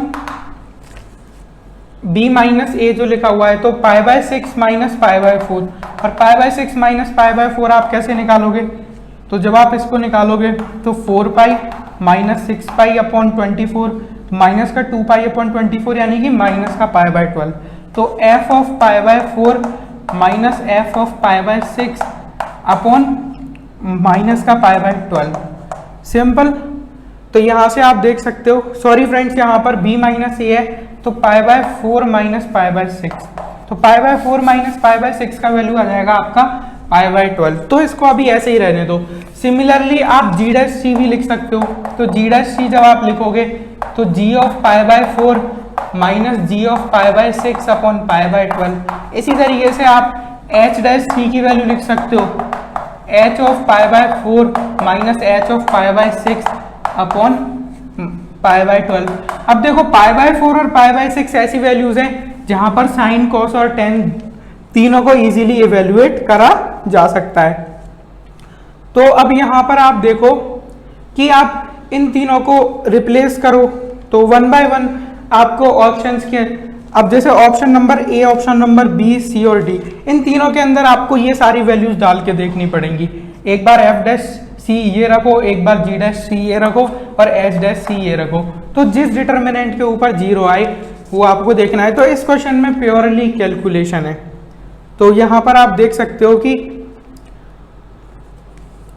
अब अगर मैं इसका ऑप्शन नंबर डी में वैल्यू रखूं, जो आपका ऑप्शन नंबर डी है, ऑप्शन नंबर डी आपका लिखा हुआ है F dash C, G dash C, H dash C, F of π/6। अभी आपको पता चलेगा कि मैंने ये ऑप्शन क्यों चूज किया। F of π/6, G of π/6, H of π/6 और यहां पर लिखा हुआ है एफ ऑफ π/4, एच ऑफ π/6 और यहां पर लिखा हुआ है एच ऑफ π/4। तो यहां पर आपको एक पैटर्न सा दिख रहा है। देखो पैटर्न कैसे दिख रहा है। अब यहां पर हम एक बार वैल्यू रिप्लेस करते हैं, उसके बाद आपको पैटर्न दिख जाएगा। तो यहां पर अगर आप पैटर्न देखोगे तो आपका एफ डैश सी क्या होगा, F of π/4 minus F of π/6। अब जो अपॉन में π/12 आएगा ना, वो हर जगह आएगा, तो उसको आप बाहर ले लो। तो 1 अपॉन π/12 इसको मैंने बाहर ले लिया, सिंपल, क्योंकि ये हर टर्म में आएगा फर्स्ट कॉलम के। तो ये अब जी डैश टी क्या हो जाएगा, G of pi by 4 minus G of pi by 6 upon ये, तो इसको मैंने बाहर ले लिया। इसी तरीके से आप देख सकते हो कि एच डैश सी, तो एच डैश सी हो जाएगा H of pi by 4 minus H of pi by 6 upon वो पाई बाय 12, तो उसको मैंने बाहर ले लिया। अब इसी तरीके से आप देखो कि ये कॉलम है कि ये कॉलम है, तो हम जानते हैं कि डिटर्मिनेंट की प्रॉपर्टी यूज करके आप C2 में से क्या माइनस कर दो, C3, तो ये क्या बन जाएगा, अब C2 माइनस C3 की जगह C3 माइनस C2 लगाओ। आप जो कॉलम C3 है उसके ऊपर C3 माइनस C2 लगाओ, तो f of pi by 4 minus f of pi by 6, simple. और इसी तरीके से यहाँ पर बन जाएगा g of pi by 4 minus g of pi by 6। इसी तरीके से यहाँ बन जाएगा h of pi by 4 minus h of pi by 6। आपका सेकंड कॉलम क्या है, f of pi by 6, g of pi by 6 और h ऑफ पाई बाय 6। तो आप देख सकते हो कि इस डिटर्मिनेंट में दो ऐसे कॉलम आपको मिल गए जो सेम है। तो एक ऐसा डिटर्मिनेंट जिसके दोनों कॉलम सेम है, उस डिटर्मिनेंट की वैल्यू क्या होती है, 0। तो मैंने ये वाला डिटर्मिनेंट इसलिए चूज किया था क्योंकि यहाँ पर मुझे पैटर्न कैच हो गया कि मैं इसमें से माइनस कर दूं, और जिस तरीके से LMVT लगा के F dash C, G dash सी और एच डैश सी आ रहा था, तो ये क्वेश्चन तो आपका बिना कैलकुलेशन के हो गया। मैंने सोचा इसमें कैलकुलेशन यूज करना पड़ेगा, बट इसमें कैलकुलेशन का इतना कुछ था नहीं। अब हम आते हैं हमारे नेक्स्ट क्वेश्चन पर, क्वेश्चन नंबर 16। जो हमारा क्वेश्चन नंबर 16 है फ्रेंड्स, इस क्वेश्चन में आपको सिंपली बोला गया है कि आप इसको अप्रोक्सीमेट करके बताओ, modulus of cosine B minus cosine A, और LMVT से आप इसको अप्रोक्सीमेट करके बताओ। तो मैं एक फंक्शन अज्यूम करता हूं f of x equals to cosine x।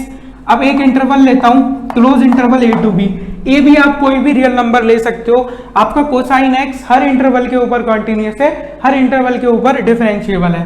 तो ये जो मेरा ओपन इंटरवल है, इस पर कोसाइन x डिफरेंशिएबल है, तो इस इंटरवल के ऊपर मैं LMVT यूज कर सकता हूं। तो LMVT यूज करने के बाद मैं बोल सकता हूं there exist C belongs to open interval a to b such that, जो आपका, अब आप देखो आपका f डैश x किसके इक्वल है, माइनस का साइन x, ठीक है। तो मैं बोल सकता हूं कि f dash c equals to f of b minus f of a upon b minus a। तो f डैश c क्या हो जाएगा मेरा, माइनस का साइन c इक्वल्स टू, अब मैं मॉड्यूलस लगा देता हूं दोनों तरफ, ठीक है, क्योंकि मुझे मॉड्यूलस को अप्रोक्सीमेट करना है। तो modulus of f of b यानी cosine b minus cosine a upon b minus a। अब देखो माइनस को मैं हटा सकता हूं क्योंकि मॉड्यूलस है। अब मैं एक बात जानता हूं फ्रेंड्स कि जो मेरा मॉड्यूलस ऑफ साइन c है वो हमेशा लेस देन इक्वल टू 1 होगा, ठीक है। तो मैं यहाँ से बोल सकता हूँ कि मेरा ये वाला भी quantity less than equal to 1 होगा, क्योंकि ये दोनों इक्वल है ना। तो अब यहाँ से मैं क्या बोल सकता हूँ कि modulus of cosine B minus cosine A का modulus upon modulus of B minus A less than equal to 1, ठीक है। मैंने मॉड को ऐसे लिख दिया। अब यहाँ से क्या लिख सकता हूँ, modulus of cosine B minus cosine A less than equal to modulus of B minus A. तो यहाँ से आप देख सकते हो कि आपका जो ऑप्शन नंबर ए है वो ट्रू हो जाएगा। अब हम आते हैं हमारे नेक्स्ट क्वेश्चन के ऊपर, क्वेश्चन नंबर 17। तो क्वेश्चन नंबर 17 में सिंपली आपसे कंटिन्यूअस फंक्शंस की प्रॉपर्टीज के बारे में पूछा गया है। क्वेश्चन नंबर 17 में आपको f एक फंक्शन दिया गया है जो r से लेकर r पर डिफाइंड है। सिंपल, आपको 4 ऑप्शन दिए गए, चारों में बताना है कि कौन सा ऑप्शन आपका सही ऑप्शन है। ऑप्शन नंबर ए में बोला गया है f इज बाउंडेड। तो क्या सारे के सारे कंटिन्यूअस फंक्शन बाउंडेड होंगे? तो आप एग्जांपल ले सकते हो, सबसे इजी एग्जांपल f(x = x), ये आपका पूरे की पूरे r पर कंटिन्यूअस है बट अनबाउंडेड है। उसके बाद इसने बोला है कि f of closed interval 0 to 1 ये आपका बाउंडेड होगा। तो ये आप कैसे दिखाओगे? आप देख सकते हो कि आपका क्लोज्ड इंटरवल 0 to 1 क्या है, कॉम्पैक्ट सेट। और हम जानते हैं कि जो कॉन्टिन्यूअस फंक्शन है वो कॉम्पैक्ट सेट को कहां पर मैप करता है, कॉम्पैक्ट सेट पर, ठीक है। तो आपका जो f क्लोज इंटरवल 0 to 1 है ये क्या हो जाएगा, कॉम्पैक्ट सेट। हम जानते हैं कि जो रियल लाइन होती है वहां पर कॉम्पैक्ट का मतलब क्या होता है, क्लोज्ड एंड बाउंडेड। तो ये मेरा सेट कॉम्पैक्ट हो गया, कॉम्पैक्ट होते ही बाउंडेड हो गया, तो हमारा जो ऑप्शन नंबर बी है वो ट्रू हो जाएगा। अब हम आते हैं ऑप्शन नंबर सी के ऊपर कि हमारा जो ऑप्शन नंबर सी है वो फॉल्स क्यों है। तो ऑप्शन नंबर सी बोल रहा है कि inverse image of closed interval 0 to 1 is an open subset of R. तो क्या ये बात हमेशा ट्रू होगी?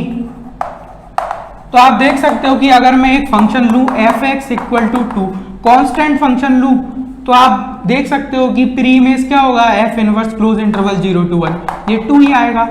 ठीक है, क्यों आएगा 2? क्योंकि मेरा रेंज सेट में एक ही तो एलिमेंट है 2, ये एक्स एक्सिस, ये वाई एक्सिस, ये एफ एक्स का ग्राफ। अब 2 क्या होता है, आर में क्लोज्ड होता है, तो ये बात क्या हो जाएगी, फॉल्स। इसी तरीके से ऑप्शन नंबर डी में बोल रहा है कि इमेज ऑफ एफ आपका ओपन होगा किसके अंदर, आर के अंदर, तो ये बात भी गलत है। आप कांस्टेंट फंक्शन ले लो, इसकी इमेज क्या है 2, ये आर के अंदर तो क्लोज्ड है, क्योंकि सिंगलटन सेट हमेशा आर के अंदर क्लोज होता है। अब हम आते हैं हमारे नेक्स्ट क्वेश्चन के ऊपर, क्वेश्चन नंबर 18। क्वेश्चन नंबर 18 में आपको एक मैट्रिक स्पेस दिया गया है एक्स डी। ये आपका किस तरीके से डिफाइंड है, आपको इसके अंदर एक सबसेट दिया गया है, let A be a subset of X, then which of the following is not correct. तो आपसे इनकरेक्ट पूछ रहा है। तो पहला ऑप्शन है ए इंटीरियर इज कंटेन्ड इन ए। तो ये बात सही है, क्योंकि हम इंटीरियर को डिफाइन ही कैसे करते हैं। जैसे सपोज करो कोई आपका सेट है ए, तो हम यह बोलते हैं कि x belongs to a is called an interior point of a if आपको एक ऐसा ओपन बॉल मिले जो पूरा की पूरा a के अंदर कंटेंट हो। तो आपका a इंटीरियर तो a में कंटेंट होता है, बाय डेफिनेशन ये बात ट्रू है। अब हम आते हैं ऑप्शन नंबर बी के ऊपर। ऑप्शन नंबर बी में बोल रहा है कि a इंटीरियर का इंटरसेक्शन आप b इंटीरियर के साथ करो तो आपको a यूनियन b का इंटीरियर मिलना चाहिए। क्या ये बात ट्रू है? तो आप यहां पर देखो, जैसे आप a को लो ओपन इंटरवल 1 to 2, b को लो आप यहां पर आप ले सकते हो 2 ले सकते हो सिंपली। ठीक है, तो आप देख सकते हो कि आपका a इंटीरियर क्या आ जाएगा, ओपन इंटरवल 1 to 2, क्योंकि ओपन सेट का इंटीरियर वो खुद होता है। b का इंटीरियर क्या हो जाएगा 5, तो a interior intersection b interior क्या हो जाएगा 5। अब आप देखो कि a यूनियन b का इंटीरियर क्या होगा, a यूनियन b क्या होगा, देखो 1 पर ओपन 2 पर क्लोज, इसका इंटीरियर, तो इसका इंटीरियर ये ओपन सेट आएगा। तो ये दोनों इक्वल होना जरूरी नहीं है। तो ऑप्शन नंबर बी क्या है, इनकरेक्ट। तो ऑप्शन नंबर बी इनकरेक्ट है, इनकरेक्ट ही तो चूज करना था।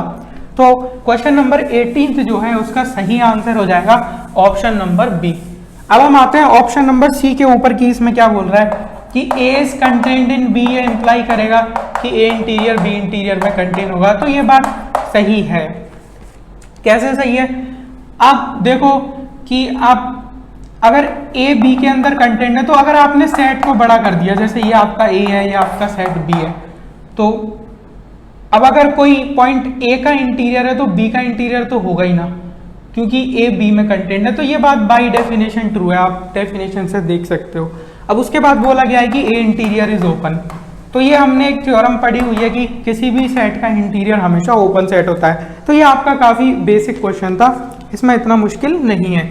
अब हम आते हैं क्वेश्चन नंबर 19 के ऊपर। सबसे पहले हम समझते हैं कि कैरेक्टरिस्टिक फंक्शन किस तरीके से काम करता है। कैरेक्टरिस्टिक फंक्शन को हम लिखते हैं काई ए एक्स। ठीक है, काई ए एक्स की वैल्यू को हम कैसे लिखते हैं, इसका वैल्यू 1 होता है अगर x बिलोंग्स टू a है, इसका वैल्यू 0 होता है अगर x does not belongs to a। तो कैरेक्टरिस्टिक फंक्शन का बिहेवियर समझ में आ गया। a क्या है आपका, कोई r का सबसेट है। ठीक है, तो जैसे सपोज करो ये सबसेट लिया मैंने ओपन इंटरवल 0 से 1, अगर मैं काई a ऑफ हाफ देखूंगा, ठीक है, a मेरा क्या है ओपन इंटरवल 0 से 1, तो हाफ इसके अंदर आता है, तो काई a हाफ कितना हो जाएगा 1। अगर मैं काई a 10 की पावर 10 देखूंगा तो वो 0 होगा, क्योंकि 10 की पावर 10 इसमें नहीं आता। ठीक है, सिंपल। तो ये हमें कैरेक्टरिस्टिक फंक्शन के बारे में समझ में आया।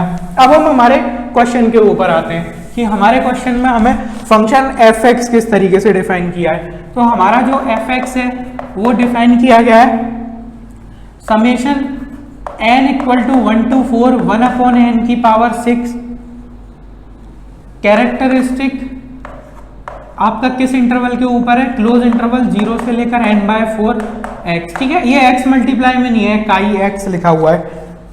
आपका जो x है वो क्लोज इंटरवल 0 से 1 दे रखा है। तो सबसे पहले तो आप इसको ओपन करो, तो आपका जो f ऑफ x है वो किस तरीके से हो जाएगा, 1/1 की पावर 6 यानी 1 कैरेक्टरिस्टिक ऑन 0 to 1/4 प्लस 1/2 की power 6 characteristic on 0 to 2/4 plus 1/3 की power 6 characteristic on 0 to 3/4 plus 1/4 की power 6 characteristic on 0 to 4/4। Simple. अब यहाँ पर आप देखो कि आपका जो फंक्शन f(x) है वो किस किस तरीके से बिहेव करेगा। तो मैं 4 चीजें लेके चल रहा हूँ। जब आपका x जो है वो 0 से लेकर 1/4 हो, आपका x जो है वो 1/4 से लेकर आप यहाँ पर 2/4 लो, ठीक है। और आपका जो x है वो आप 2/4 से लेकर 3/4 लो, और आपका x जो है वो 3/4 से लेकर 4/4 हो, ठीक है। तो यहाँ पर हम जो है पूरा कवर कर सकते हैं। तो यहाँ पर आप इस तरीके से लिख सकते हो, इसको यहाँ क्लोज इंटरवल लगा दो, यहाँ पर 1/4 ओपन कर दो और यहाँ पर 2/4 पर क्लोज कर दो, यहाँ 2/4 पर क्लोज कर दो, यहाँ ओपन कर दो और यहाँ क्लोज कर दो, और इसको यहाँ पर भी क्लोज कर दो। तो इस क्वेश्चन को बिल्कुल हम आराम से समझेंगे, कोई प्रॉब्लम आपको नहीं आएगी। आप देखो, जब आप x को 0 से लेकर 1/4 में लोगे तो ये वाला जो कैरेक्टरिस्टिक फंक्शन है ये वैल्यू क्या देगा, 1 देगा, इसका वैल्यू 1 हो जाएगा, ठीक है। क्योंकि 0 से 1/4 में ये वाला फंक्शन 1 वैल्यू देता है। तो ये 1 प्लस 1 × 1 1 होता है, 1/2 की पावर 6। अब आप जानते हो कि ये जो इंटरवल है 0 to 1/4 ये किस में लाई करता है, 0 to 2/4 में। तो ये क्या इंप्लाई करेगा कि आपका जो कैरेक्टरिस्टिक ऑफ 0 to 2/4 है इसका वैल्यू 1 होगा when x belongs to 0 to 1/4, क्योंकि x belongs to 0 to 1/4 imply करेगा x belongs to 0 to 2/4। Simple. तो ये वाला जो कैरेक्टरिस्टिक फंक्शन है इसका वैल्यू भी 1 हो गया। तो 1 प्लस 1/2 की पावर 6 प्लस इसी तरीके से जो 0 to 1/4 है इसमें भी लाई करता है, तो ये वाला वैल्यू हो जाएगा 1/3 की पावर 6 प्लस ये वाला जो इंटरवल है ये इसमें लाई करता है, ये 0 to 4/4 मतलब 0 to 1 है, ठीक है, 3/4 to 1। तो आप देख सकते हो कि 1/4 की पावर 6 इस वाले कैरेक्टरिस्टिक फंक्शन की वैल्यू 1 हो जाएगी। अब जब आप x 1/4 से लेकर 2/4 लोगे, अब 1/4 से 2/4 जब आप लोगे तो काई ऑफ 0 to 1/4 जो है वो आपका वैल्यू 0 देगा when x belongs to 1/4 से 2/4। क्यों?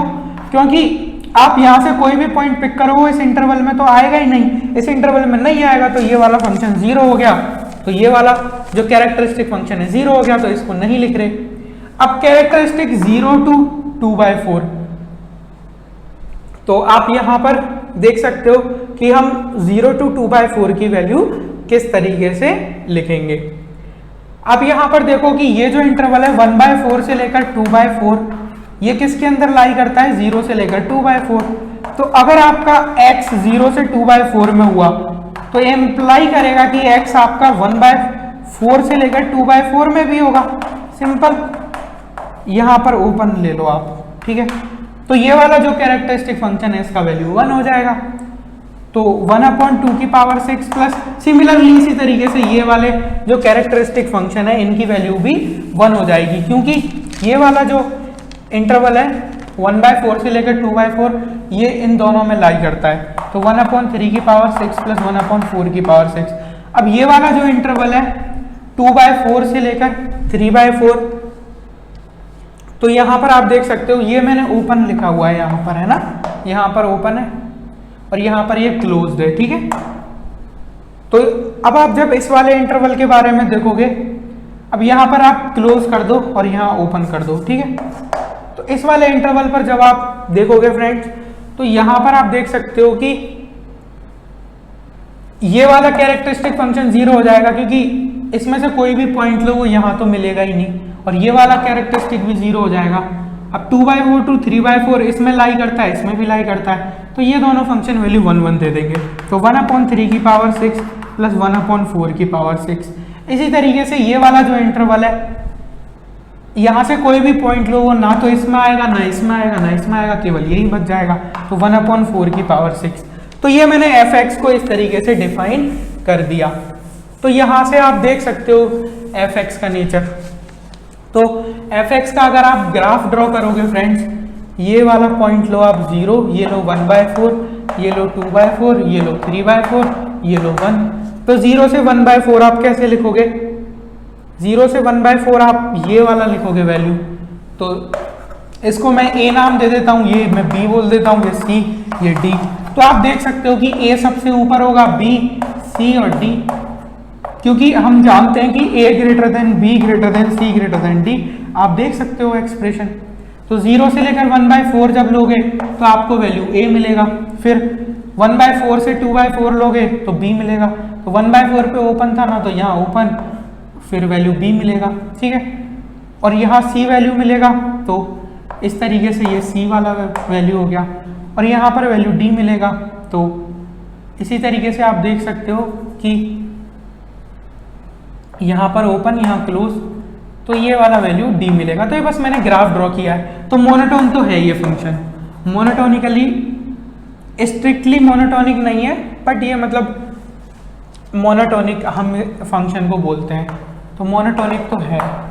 अब यहाँ पर आप देखो कि ये वाला फंक्शन कॉन्टिन्यूस नहीं है, 1/4 पर कॉन्टिन्यूस नहीं है, 2/4 3/4 पर कॉन्टिन्यूस नहीं है, तो नॉन कॉन्टिन्यूस फंक्शन है।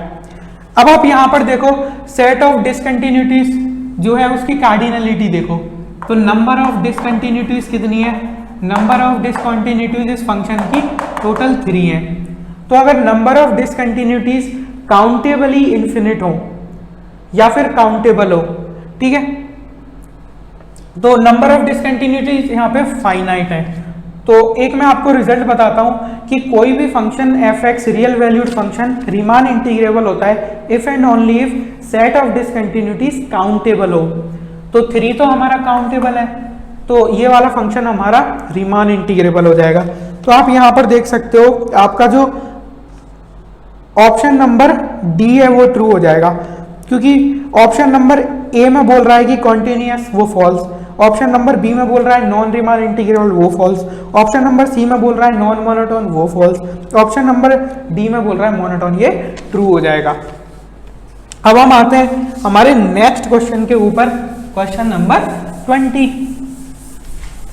तो हमारा जो क्वेश्चन नंबर 20 है फ्रेंड्स, इस क्वेश्चन के अंदर आपको u एक फंक्शन दिया गया है x upon y plus z plus y upon x plus z plus का z upon x plus y. Simple, आपको बोला गया है कि आप x times del you over del x plus y times del you over del y plus z times del you over del z इसका value find out करके बताओ। तो अगर ये फंक्शन होमोजीनियस फंक्शन हुआ nth डिग्री का, तो हम इस एक्सप्रेशन का वैल्यू ऑयलर थ्योरम से जानते हैं n टाइम्स u के इक्वल होता है। तो पहले हम ये चेक करेंगे कि ये फंक्शन होमोजीनियस है या नहीं। तो आप u of lambda x lambda y lambda z की वैल्यू एवेल्युएट करो। तो वो क्या आ रही है? Lambda x upon lambda y plus lambda z plus lambda y upon lambda x plus lambda z plus का lambda z upon lambda x plus lambda y। Simple, आपका u of lambda x lambda y lambda z ये क्या हो जाएगा? अब देखो lambda cancel कर दो हर जगह से, ठीक है, कॉमन लेके। तो ये हो जाएगा आपका x upon y plus z plus का y upon x plus z plus का z upon x plus y. ये आपका किसके इक्वल है? u के इक्वल। तो u को आप u of x Y z बोल सकते हो ना। तो यहां से आप देखो फ्रेंड्स कि अगर आपका u lambda x lambda y lambda z u की power n x lambda power n u of x Y Z के इक्वल हो, तो इसको बोलते हैं nth डिग्री का होमोजीनियस फंक्शन। तो यहाँ पर तो u of x Y z है, तो मतलब लैम्डा की पावर 0, तो ये 0 डिग्री का होमोजीनियस फंक्शन है u। तो n की जगह 0 रख दो, तो ये वाला जो एक्सप्रेशन है उसका आंसर कितना आ जाएगा 0। तो 0 आते ही आपका जो ऑप्शन नंबर ए है वो ट्रू हो जाएगा। अब हम आते हैं हमारे नेक्स्ट क्वेश्चन के ऊपर, क्वेश्चन नंबर 21। क्वेश्चन नंबर 21 आपको यहाँ पर सीरीज के कॉन्वर्जेंस डाइवर्जेंस के बारे में पूछा गया है। क्वेश्चन नंबर 21 का ऑप्शन नंबर ए, यहाँ पर आपको इनकरेक्ट स्टेटमेंट बताना है, ठीक है। तो हम 1 बाय 1 सारे देखते हैं। ऑप्शन नंबर ए में सीरीज है समेशन n बराबर 1 to infinite 1 plus 1 by root n की पावर माइनस का n क्यूब अपॉन 2, सिंपल। अब आप यहां से देखो कि जो 1 प्लस 1 बाय रूट n है वो हमेशा किससे ग्रेटर होगा, 1 बाय रूट n से। तो मैं यहां से बोल सकता हूं 1 by 1 plus 1 by root n किससे लेस होगा, 1 बाय रूट n से। अब अगर मैं ये देखूं कि 1 upon 1 plus 1 by root n की पावर n क्यूब बाय 2 जो है वो किससे लेस होगा, 1 अपॉन रूट n की power n cube by 2, simple. अब मैं यहाँ से बोल सकता हूँ कि 1 upon 1 plus 1 by root n की पावर n क्यूब बाय 2 जो है वो किससे लेस होगा, 1 अपॉन, अब देखो अंडर रूट n मतलब n की पावर हाफ, तो इसको मैं लिख सकता हूँ n की पावर n क्यूब बाय 4, ठीक है, क्योंकि इसको आप ऐसे लिख दो 1 अपॉन 2। तो यहाँ से आप देख सकते हो कि अगर ये वाली सीरीज क्या हो जाए, कॉन्वर्जेंट, समेशन 1 अपॉन n की पावर n क्यूब बाय 4 अगर कॉन्वर्ट करे तो ये इंप्लाई करेगा कि ये वाली सीरीज भी क्या होगी, कॉन्वर्जेंट। तो ये वाली सीरीज कॉन्वर्जेंट होती है। अब ये वाली सीरीज कॉन्वर्जेंट क्यों होती है, आप यहाँ पर देखो कि आप n क्यूब बाय 4 जो है उसको आप ग्रेटर देन 2 लिख सकते हो when n is greater than, आप कुछ भी ले लो, जैसे n ग्रेटर देन 10 ले लिया, ठीक है। n ग्रेटर देन आप सेफ में जाने के लिए, अच्छा 10 ले लिया, हाँ 10 पर ट्रू हो जाएगा। तो आप यहाँ से बोल सकते हो कि n की पावर n क्यूब बाय 4 जो है वो ग्रेटर देन होगा n स्क्वायर से। तो यहाँ से बोल सकते हो 1 अपॉन n की power n cube bye 4 less होगा 1 अपॉन n स्क्वायर से। अब आप देख सकते हो कि समेशन आप जब 10 से लेकर इन्फिनिटी 1 अपॉन n स्क्वायर देखोगे तो ये कॉन्वर्ट करता है। तो ये इम्प्लाई करेगा कि ये वाला जो एक्सप्रेशन लिखा हुआ है समेशन 1 अपॉन n की पावर n क्यूब बाय 4 10 से लेकर इन्फिनिटी, ये भी कॉन्वर्ट करेगा। तो टोटल कितनी टर्म्स बच गई, 9 टर्म्स बच गई। तो वहां पर जो भी आंसर होगा वो फाइनाइट ही तो होगा। तो आप बोल सकते हो 1 से लेकर इन्फिनिटी ये पूरा कन्वर्ट करेगा। तो ये कन्वर्ट करते ये कन्वर्ट कर गया, तो हमारा ये जो सीरीज है ये कॉन्वर्जेंट सीरीज हो गया। ऑप्शन नंबर ए में बोल रहा था कि ये डाइवर्जेंट है, तो ऑप्शन नंबर ए फॉल्स हो जाएगा। Option number B summation 1 by n square, ये तो बहुत फेमस है। तो समेशन 1 बाय n स्क्वायर तो हमेशा क्या होता है, कॉन्वर्जेंट।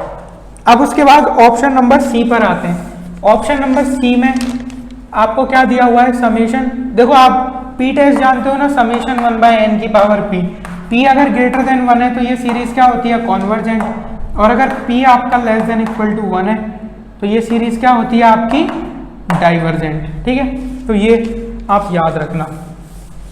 ऑप्शन नंबर सी जो है उसके अंदर आपको सीरीज दी गई है समेशन n बराबर 1 टू इन्फिनिटी 3 की पावर माइनस n माइनस -1 की पावर n। तो मैं un को मान लेता हूँ 3 की पावर माइनस n माइनस -1 की पावर n।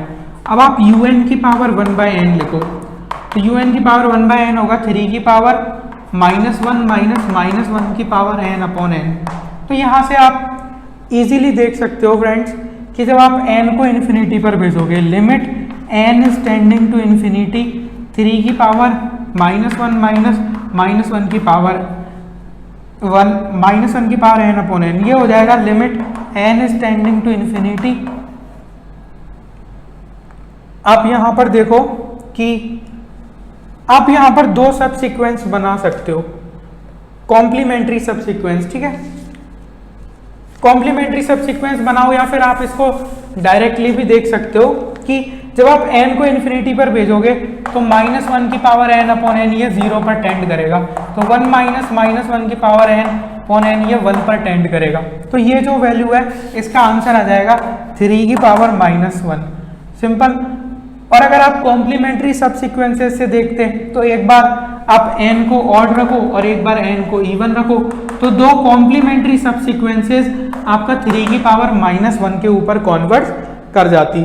तो एक अगर आप n को ऑड रखते तो n ऑड होता तो आपका आंसर क्या आता, 3 की power -1 minus -1 upon n, n even होता तो 3 की पावर -1 अपॉन n। अब ये दोनों की दोनों कॉम्प्लीमेंट्री सब सीक्वेंसेस हैं और 3 की पावर -1 पे कन्वर्ज कर रही हैं, तो हमारा जो लिमिट है वो भी 3 की पावर -1 पे जाएगा। अब 3 की पावर -1 लेस देन 1 होता है, तो limit n is tending to infinity un की पावर 1 अपॉन n क्या आ गया, लेस देन 1, तो समेशन un क्या करेगा, कॉन्वर्ट्स। तो हमारा जो ऑप्शन नंबर सी है उसमें हमारी जो सीक्वेंस है वो हमें क्या मिलेगी, कॉन्वर्जेंट। अब हम आते हैं हमारे ऑप्शन नंबर डी के ऊपर। ऑप्शन नंबर डी जो है उसमें आपको जो सीरीज गिवन है वो आपको दी गई है समेशन n बराबर 1 टू इन्फिनिटी n की power n square upon n plus 1 n square. तो यहाँ पर अगर आप इसको un मानो तो un जो है वो आपका डाइवर्जेंट बन रहा है, तो ये सीरीज भी आपकी डाइवर्जेंट बनेगी, क्योंकि इस सीरीज को कॉन्वर्जेंट होने के लिए un 0 पर टेंड करना चाहिए। क्यों, तो ये सीरीज डाइवर्जेंट क्यों बन रही है, क्योंकि आप देख सकते हो कि जब आपका n लार्ज होगा, n जब आपका लार्ज होगा तो n plus 1 multiply bye n square, इसको आप किससे अप्रोक्सीमेट कर सकते हो, n प्लस 1 को n से कर सकते हो, तो ये आपका n क्यूब जैसा बिहेवियर होगा, n plus 1 multiply bye n square का। और n की पावर n स्क्वायर जो है आप इसको हमेशा ग्रेटर बना सकते हो n क्यूब से फॉर लार्ज n। तो अगर ये हमेशा ग्रेटर बन रहा है तो आपका जो n की power n square upon n plus 1 multiply bye n square है, ये कभी भी कॉन्वर्ज नहीं कर सकता, डज नॉट कॉन्वर्ज। ठीक है, तो यहाँ पर आप देख सकते हो कि अगर ये कॉन्वर्ज नहीं कर रहा तो ये सीरीज डाइवर्जेंट है। तो इस क्वेश्चन में दो ऑप्शन ट्रू है, option number A and option number D. अब हम आते हैं हमारे नेक्स्ट क्वेश्चन के ऊपर, क्वेश्चन नंबर 22। क्वेश्चन नंबर 22 जो है फ्रेंड्स उसमें बोल रहा है which of the following surface is disconnected. तो पहला तो स्फीयर है x square plus y square plus z square बराबर 1, स्फीयर तो हम जानते हैं कनेक्टेड होता है, सिंपल।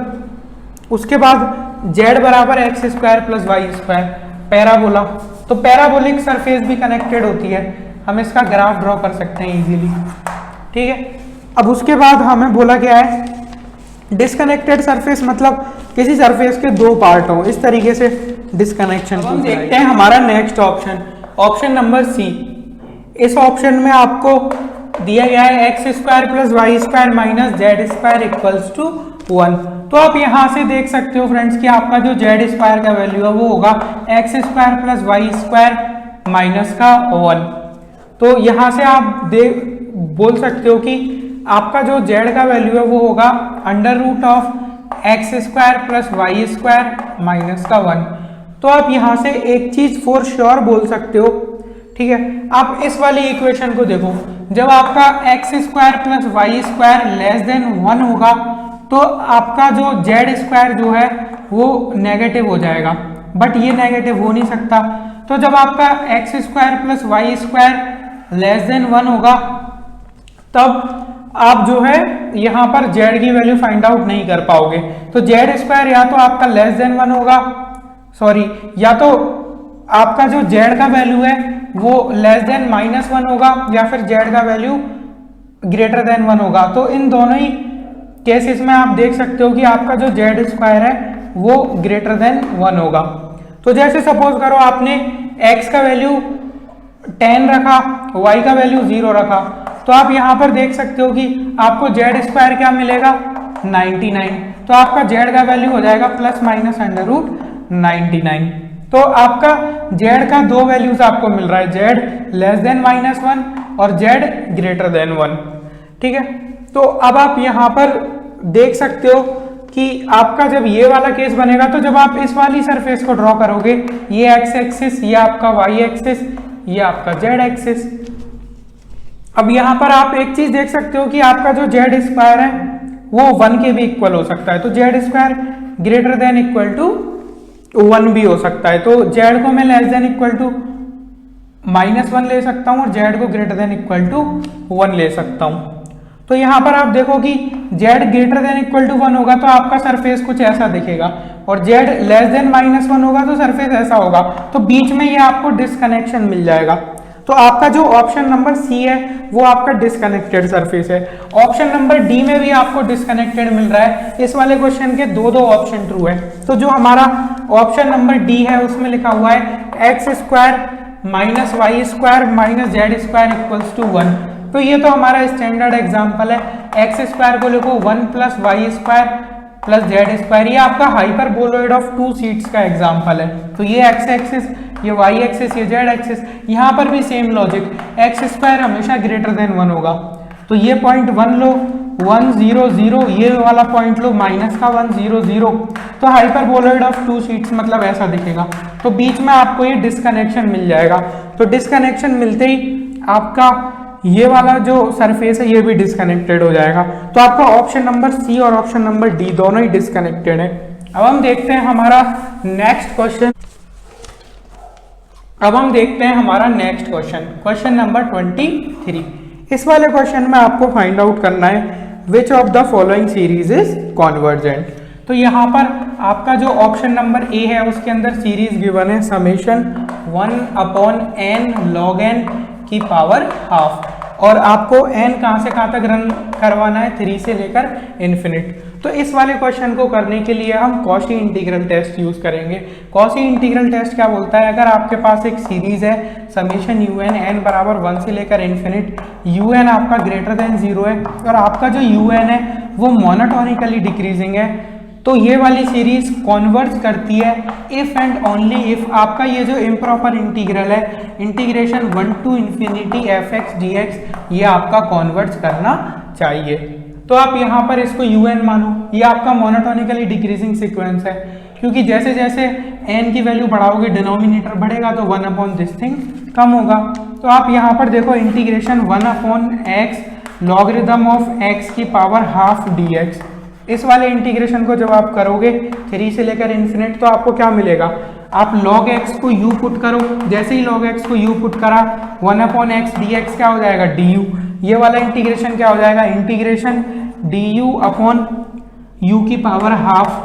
अब आप देखो आपका लोअर लिमिट क्या हो जाएगा log 3 क्योंकि u क्या है log x और अपर लिमिट तो इन्फिनिटी क्योंकि x को इन्फिनिटी रखोगे तो इन्फिनिटी। अब आप देखो log 3 क्या होता है 1 पॉइंट समथिंग होता है, ठीक है 1 पॉइंट समथिंग।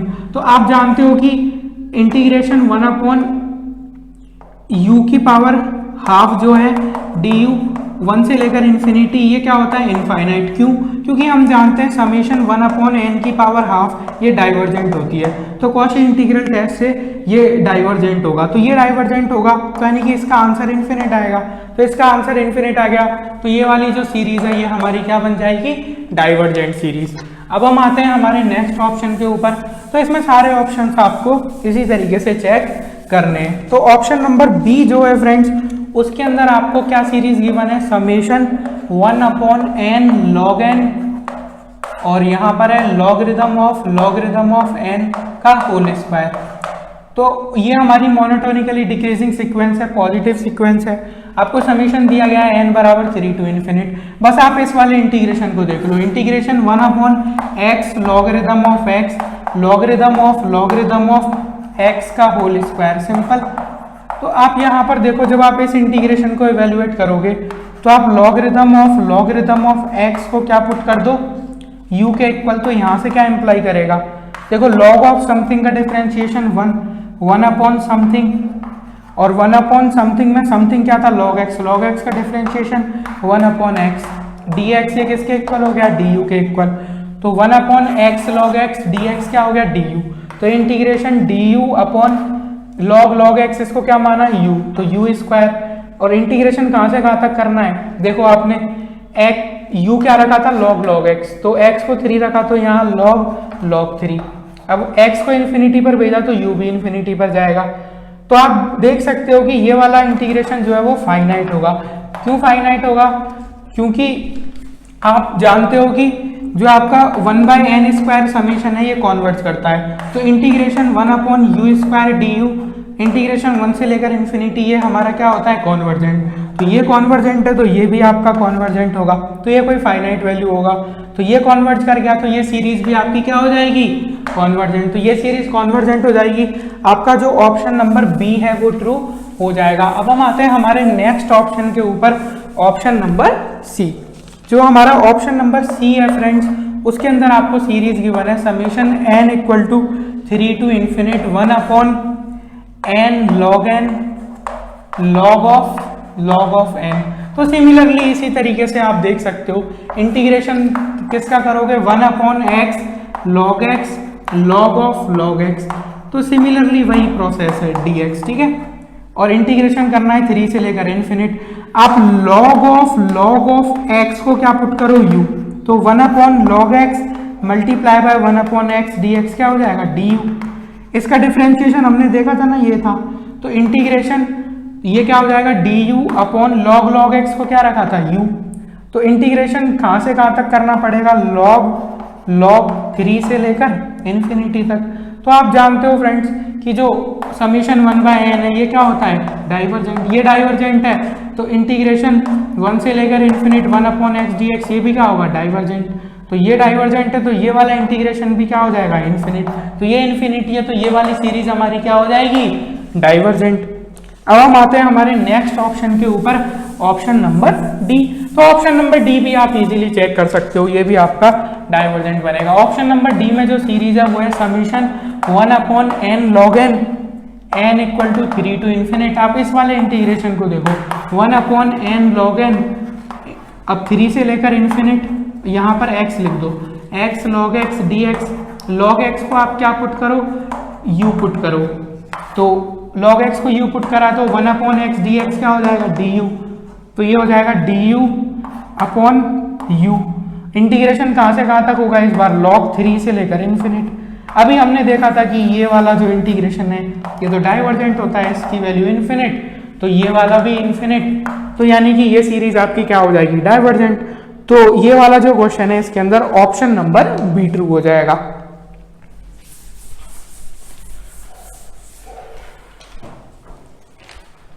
क्वेश्चन नंबर 24, ये वाला जो क्वेश्चन है फ्रेंड्स, इस क्वेश्चन में आपको एक फंक्शन दिया गया है f of x। f of x आपको गिवन है 1।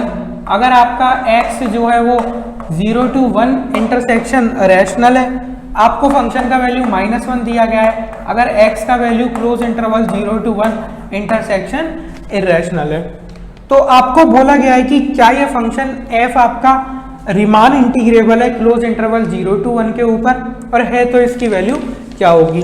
आप यहाँ पर देखो, सबसे पहली चीज नोट करो, f is discontinuous on close interval 0 to 1। तो ऐसा मैं क्यों बोल रहा हूँ फ्रेंड्स, क्योंकि आप कोई भी पॉइंट लो, let p belongs to closed interval 0 to 1, तो p के पास क्या होगा, दो चॉइस होंगी, p या तो रैशनल होगा या फिर p आपका इरेशनल होगा। तो दोनों ही केसेस में सपोज करते हैं कि हमारा फंक्शन रैशनल्स के ऊपर कॉन्टिन्यूअस है। तो अगर हमारा फंक्शन रैशनल्स के ऊपर कॉन्टिन्यूअस हुआ तो सपोज करो जैसे मैंने q1 एक सीक्वेंस ली जो p के ऊपर जा रही है और q2 एक सीक्वेंस ली जो p के ऊपर जा रही है, तो f of q1 भी f of p के ऊपर जाना चाहिए और f of q2 भी f of p के ऊपर जाना चाहिए। तो p अगर मैंने रैशनल लिया तो आप देख सकते हो कि f of p मेरा कितना हो जाएगा, 1, ठीक है। तो दोनों ही 1 के ऊपर जानी चाहिए। बट अगर आप ऐसी सीक्वेंस लो q2, अगर आपने सीक्वेंस ली इरेशनल्स की, तो इरेशनल्स की सीक्वेंस अगर p पर जा रही है तो f of q2 कहाँ जाएगी, f of q2 तो -1 है, तो f of q2 तो -1 पर जाएगी, तो आपको कॉन्ट्रडिक्शन मिल जाएगा। तो आप हमेशा एक ऐसी इरेशनल्स की सीक्वेंस ढूंढ सकते हो जो रैशनल नंबर पर जा रही है। ऐसा आप क्यों ढूंढ सकते हो, क्योंकि set of limit points of q r के इक्वल होता है। इसी तरीके से जब आप p क्या ले रहे हो, इरेशनल, तो p अगर आपने इरेशनल लिया और अगर p पर आपका फंक्शन कॉन्टिन्यूअस हुआ तो f of q1 आपका f of p पर जाना चाहिए, f of q2 भी f of p पर जाना चाहिए। अब p इरेशनल है तो f ऑफ x कितना होगा -1, तो दोनों ही केसेस में -1 पे जाना चाहिए। बट आप रैशनल्स की ऐसी सीक्वेंस ले सकते हो जो p पर जा रही है, क्योंकि सेट ऑफ इरेशनल का लिमिट पॉइंट r होता है। तो अगर आपने सेट ऑफ रैशनल्स की ऐसी सीक्वेंस ली जो p पर जा रही है, तो आपका जो f ऑफ q1 है, ठीक है, f ऑफ q1 आपका क्या होगा, अगर q1 रैशनल है तो f ऑफ q1 प्लस का 1 होगा, तो ये सीक्वेंस कांस्टेंट सीक्वेंस बनेगी और ये 1 पर जाएगी, तो -1 पर जा ही नहीं सकती, तो कॉन्ट्राडिक्शन आ जाएगा। तो ये वाला जो फंक्शन जो है वो किसी भी पॉइंट पर कॉन्टिन्यूस नहीं होगा। तो सेट ऑफ डिसकंटिन्यूटीज क्या आ गया, अनकाउंटेबल। तो सेट ऑफ डिसकंटिन्यूटीज अगर अनकाउंटेबल है तो फंक्शन रीमान इंटीग्रेबल नहीं होता। फंक्शन रीमान इंटीग्रेबल तभी होता है जब सेट ऑफ डिसकंटिन्यूटीज काउंटेबल हो।